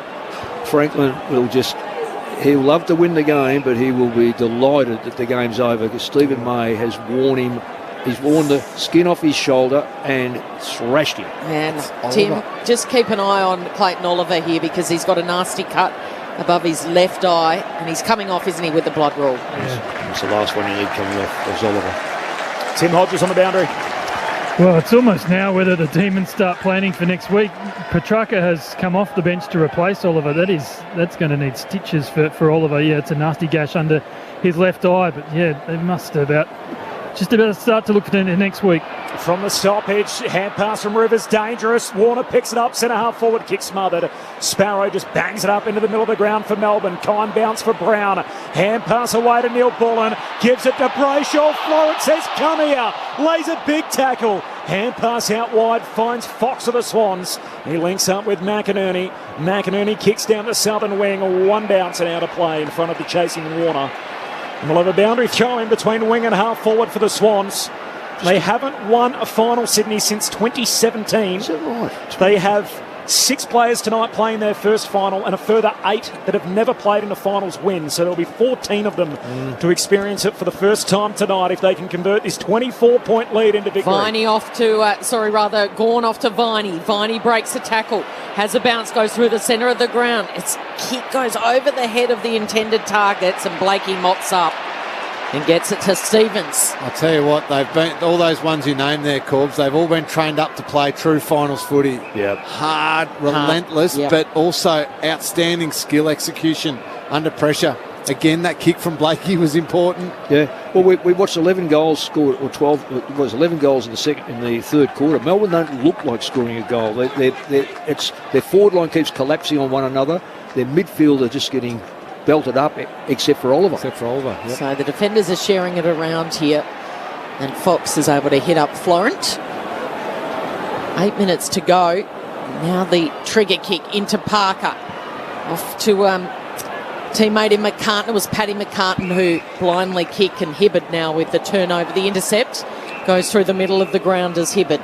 No sense of urgency here from the D's. Sparrow could have given it off to Hibberd, opted not to. Instead, he's going to run around the man on the mark. Drive it long. Jackson was there. McCartan in front. Petrarca can't find it. Viney tries to scoop it up to Brayshaw. Hickey gets it. Hickey lost it. Brayshaw pounces. Skies it. Up and under. Fritsch flew in from the side. Jackson skittled the pack. Fritsch on all fours tries to give it to Sparrow. Charging through. Hickey's there as well. He beats all of them to it and then handballs off to Lloyd. Lloyd to a one-on-one on the broadcast wing, the northern side. Gawn involved. So too Brayshaw. Eventually it comes to Harms. Florent tried the smother. Harms's kick couldn't quite get to Brown, and desperation from Paddy McCartan, sliding in, both arms extended, and he's able to fist that over the boundary line. And Rampy and Rowbottom go in and say thank you very much and well done and celebrate with him. Oliver back on. Keen to get involved in this next contest. Got the tape around the bonds from the boundary throw in. Gawn grabs it out of the ruck at half forward, kicks to the top of the goal square. Hands onto it there from Sparrow. Can't take the mark. Pack forms top of the goal square for Melbourne. Few fumbles from Jackson. Warner collects for Sydney. Hands it out wide to Fox. Hurried kick out of the defensive arc. Harms onto it though against the boundary line. Shoots from a tight angle all the way to the goal line. It's helped through by Tom McCartan. A rush behind. Melbourne haven't kicked a goal in 21 minutes this quarter. They need to kick 4 with 6.5 minutes left on the game clock. And if Sydney here, Corbs, can just somehow kick mark for a minute and a half, work it to maybe midfield, they'll just make it too hard for Melbourne, I think. So look for them to just want to control the footy if they can. A couple of very brave Demons fans are leaving the arena. Yeah. 6.5 minutes to go. Swans by 23 points. Interesting decision, Lingy. To leave? Yes. Forget the football, the decision to leave. Others are following suit. The trickles become a couple more. Half forward here for the D's. Toss back in. Oliver, Hickey. His kick was smothered. Comes down to Viney. A goal here will make it interesting. Jackson launches. So too does Sparrow from the side. He's tackled. Some tired bodies out there.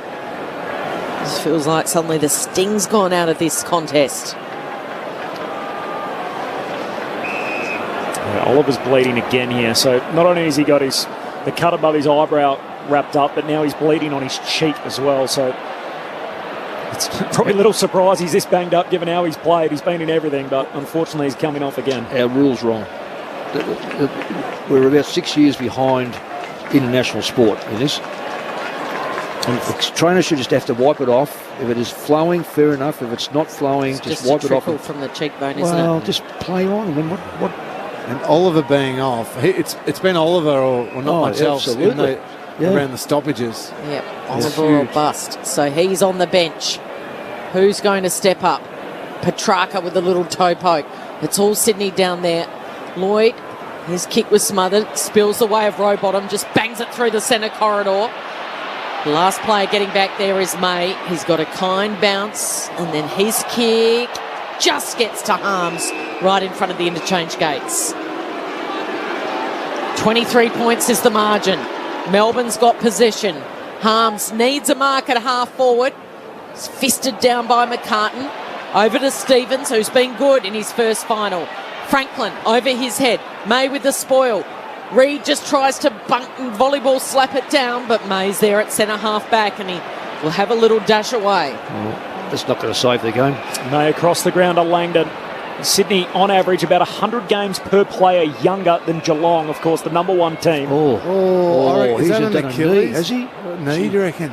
Who is that? It's a Sydney player who's just fell over. We'll get Kel to keep an eye on that. The ball's moved down to half forward. And that is an awkward landing from Ollie Florent, who went to stand the mark and then just toppled over and started grabbing the lower part of his right leg. That is not good news for Sydney late in the piece as Fritsch heads inside 50 and Gawn takes a tough contested mark. He just jogged over to stand the mark and then went down like the sniper had got him in the back of the Great Southern Stand. I reckon that's Achilles. He's up. He's limping from the ground. The trainers aren't having to help him here. Unless he twisted his ankle. Yeah, let's just hope. I think a twisted ankle would be the best result. Well, that you're spot on, Lingy. Let's hope that is the only thing, because it just was mysterious. He just fell over. Time running out for the D's. Gawn looking for extra distance. Miss kicks it. Spills to Warner at centre half back, who's off and running for the Swans. Warner hooks it on the outside of the boot, but Sparrow marks right on the wing. Swans by 23. Time on final term. They've drained all the drama out of this. Lever goes straight down the throat to the top of the goal square. Hickey, Fox, skies it. Coming late was Sparrow. Really had to make Ryan Gee, Salem didn't Clark want to compete earn that for that mark. one. No, he did not. He hasn't competed for anything all day, Lingy. It's very disappointing. Clark with a strong mark at centre half back. He's done Get a down great job on Salem. to Hodgie shortly on Ollie Florent, who's played every game last year and this year. And then tackles are high. So on the wing, free kick goes to Rowbottom. So Rowbottom's just going to kick backwards here. They're going to play keepings off for this final 3 and a bit minutes. While they do that, Hodgie, is Florent on the bench or has he gone down to the rooms? We'll get back down to him in a moment, but gee, hope you've got fingers crossed for Ollie Florent. You watched it, Lingy? Look, we were just watching it. All of a sudden he just collapsed. Yeah, one where you go down like that, you worry that it's either knee or Achilles with no other bodies around you, but maybe it's an ankle. Rowbottom hope so. Down to half forward in the pack. It spills to May. Sneaks a kick out straight to Blakey, who takes the mark high half forward and is just set up across the ground. Yeah, clever. And chips the ball back to Lloyd. Just trying to let the clock bleed out here, Sydney, as Lloyd goes across the ground to Mills and he chips it out to that southern wing again. This is good professional finals footy. There's no percentage in these games. You just make sure you win it. The Swans fans cheering every touch at the moment as Rampy goes back with a short kicking game to McCartan, to Fox, and now chips it to Rampy. The trickles become a flood, Corbin. The Demons fans are flooding The Sydney out fans of the MCG. are waving goodbye to all of those Demons fans. Such a professional way to close a game. Down to half forward, it spills out the back to Heaney. Slips over, went without it. Lever hands it to Petrarca and his hurried kick back to the southern wing. Rampy spoils. Down to Gawn. Sweeping hand pass away to Spargo. Runs up into the front half. Does a U-turn. And now he's just going to retreat back with a kick. And goes short to Fritsch, who takes the mark, looks for Hunt, who marks at half forward for Melbourne. Only 3 behinds in this quarter so far. A chance here because the piercing pass came in and Sparrow has taken the mark directly in front, 45 metres out. Now when he kicked his first, they absolutely celebrated like they won the grand final, Sparrow. They put them up by 12 points halfway through the third term. That feels like a long time ago. Sparrow's not going to waste any time. He steps inside 50, off the runway he goes, and it's hit the post. Well, they've faded away very quickly, have the Demons, and they'll start thinking about next Friday night here at the MCG against the Brisbane Lions, as the official attendance is posted at 78,373, and it will fall just short of the record that was set in 87 between these two teams, 80,292, and that was in the semi-final. One of the youngest teams in the comp, the Swans, and the way they've been able to close out this game, ultra impressive to make it 8 in a row and record their first finals win since 2017. As Fox goes out to half-back, Melksham is going to be tackled, pack forms around him, and a ball up high half forward for the D's. Shows how good a coach John Longmire is, isn't it? Absolutely. Just trains them to play a way that stands up in big finals. They beat the Premiers Richmond here at the MCG last year. This will be the second time they beat the Premiers at the MCG this year in Melbourne. Fritsch trying to add something a little too late here. It was a bit fancy pants. Well, fancy pants. I'm glad you said that because I would have said selfish. Okay. I would have said an absolute selfish. Burnt 3 of his opponents then. 3 of his teammates. Sorry, Nick. Yep. I meant that. Why? I don't get it. I do not get it. When people have already pointed it at you, you go out of your way to give it to your teammates. Well, he's surely. kicked 3. He kicked a pretty spectacular one last quarter up the other end. So Swans by 22 points. When you win, that sort of gets papered over, doesn't it? Yep. But when you don't, well, questions will be asked of this D's team. Can they still go back-to-back and go the long way round? Sydney, well, the Swans fans, they're going to start thinking of September 24. As the D's through Sparrow and Hunt, hand pass away to Fritsch. Back to Hunt in the middle of the ground, and Parker picks it off. He's been enormous. He heads across the ground to Gordon. And the road back to the G on the grand final day is headed through the Harbour City. The Swans book a home prelim. They take down the reigning premiers by 22. A first finals victory since 2017 for the Swans. Shake down the thunder from the sky. Whether the odds be great or small, Swans will go in and win overall. While our loyal Swans are marching onwards to victory. That's 8 in a row for Sydney. They're the first team into the final four. And the last time they were that deep was 2016. They made it to grand final day, of course, against the Western Bulldogs, but this is a very different looking team. 6 guys in their first finals tonight, a further 8 with their first finals victory, and the Swans now 8 wins on the trot. They came from 16 down early in the second quarter, led by 6 at half-time, 12 at three-quarter time, and closed like true professionals to win by 22. Honour the name by day and by night. Lift that noble banner high. Shake down the thunder from the sky. Whether the odds be great or small, Swans will go in and win overall. While our loyal Swans are marching onwards to victory. And on the other side of the draw, a bit of a promoter's dream. Next Friday night, Dane Zorko and the Brisbane Lions are coming to the G to play against Mrs. Petty's baby boy in the Melbourne Demons in a semi-final on Friday night. It'll be the Lions and the D's, a cutthroat final next Friday. But the focus should be on the Sydney Swans, a 22-point victory, 8 in a row. They're into a home prelim, Mick Malthouse, Cameron Lee. Superb performance. Absolutely outstanding. Howard, let's assume, Thingy, I know you've got your heart with Geelong, and if they win, so this is a Melbourne has to beat Brisbane to play Geelong. So we're not going to get a Melbourne-Geelong grand final? No. Unless the Pies win tomorrow. Pies win tomorrow. Oh, that's right. Of course, then it gets swapped over. That's right. Completely flip around. I'm not saying because I've picked the prize. I'm only saying because of you, because I know that you're thinking that there might have been a little bit of a... No, the way that Sydney team played... Yeah, exactly. And the way that they handled finals football. So that's a Sydney team that I think, as the course of the year went on, I've just fallen in love with them. Yeah. The way they play. Tough.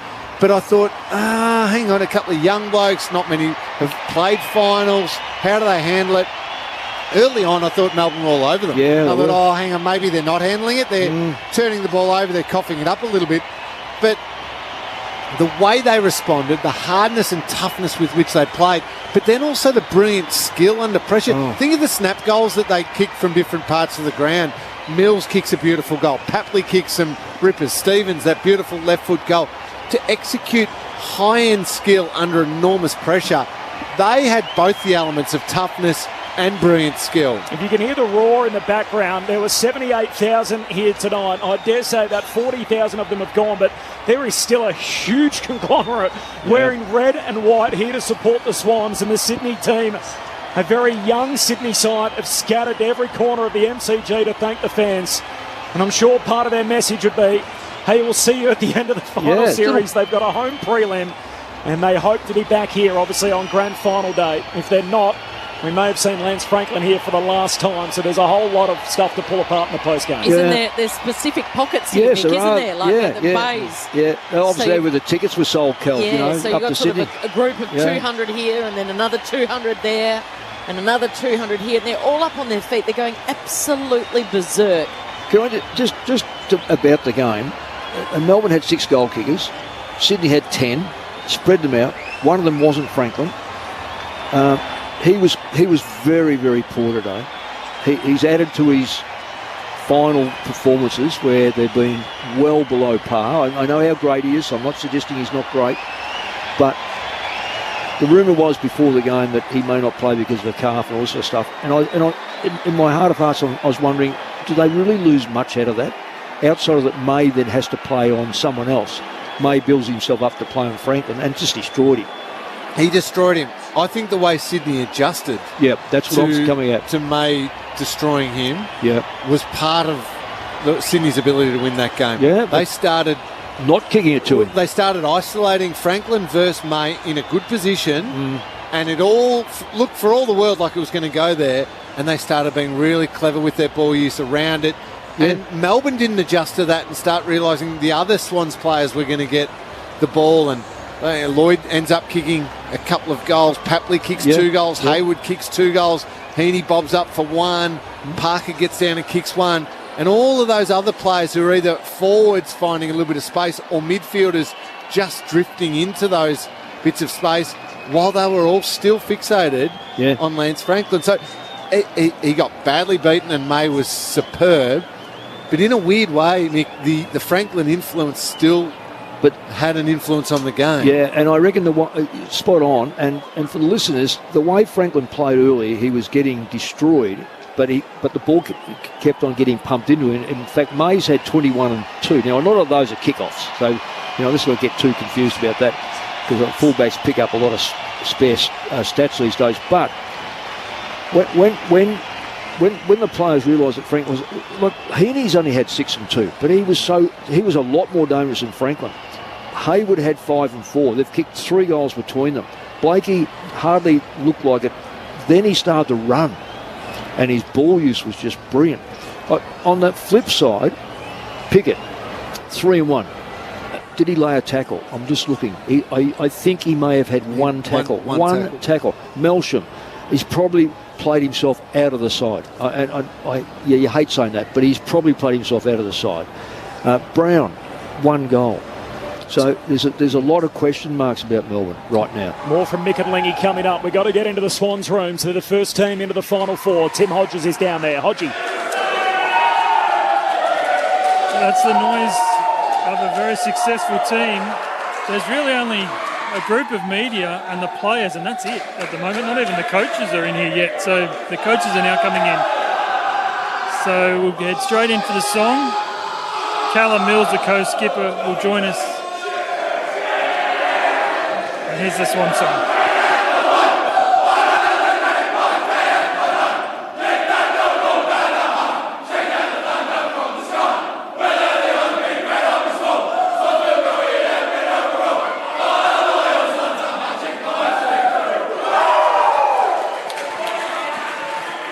I just wonder, Luke Parker was desperate to get Josh Kennedy into that song, whether he's had some sort of impact on this team. Now, we've been told that the Swans will go in for a very brief meeting, and then Callum Mills, the co-captain, the All-Australian, now into a prelim final, will come out and join us on ABC Grandstand. So what a happy bunch of Swans these boys are. Is going to mention Ollie Florent? No, Hodgie, is there any sign of Ollie Florent? So, Ollie Florent, when you were making your way down to the rooms, Hodgie, late in the piece, it looked like he'd almost done his Achilles. He stopped like he'd been sort of shot. Hopefully it was just a rolled ankle, got off and limped his way off. I noticed he still had his boots on, so he didn't even have the boot off, but we'll get Hodgie to get us an update on Ollie Florent. That can't be Achilles then. You wouldn't have thought. Hopefully it was just a badly rolled ankle and perhaps a divot on the ground, because he just went down. To answer Hodgie's question he posed there around Josh Kennedy, did he have an influence on that win tonight? Absolutely he did, but through years of work. Since 2016, when they lost in that grand final and got overrun, and they started building towards this team and the draft that they went to and the players they developed and the games they gave to young players possibly slightly ahead of time, Josh Kennedy was in there teaching them how you train, teaching them how you prepare, and with the way that he played during that time, teaching them how they play finals football. Hard, contested, with high skill level.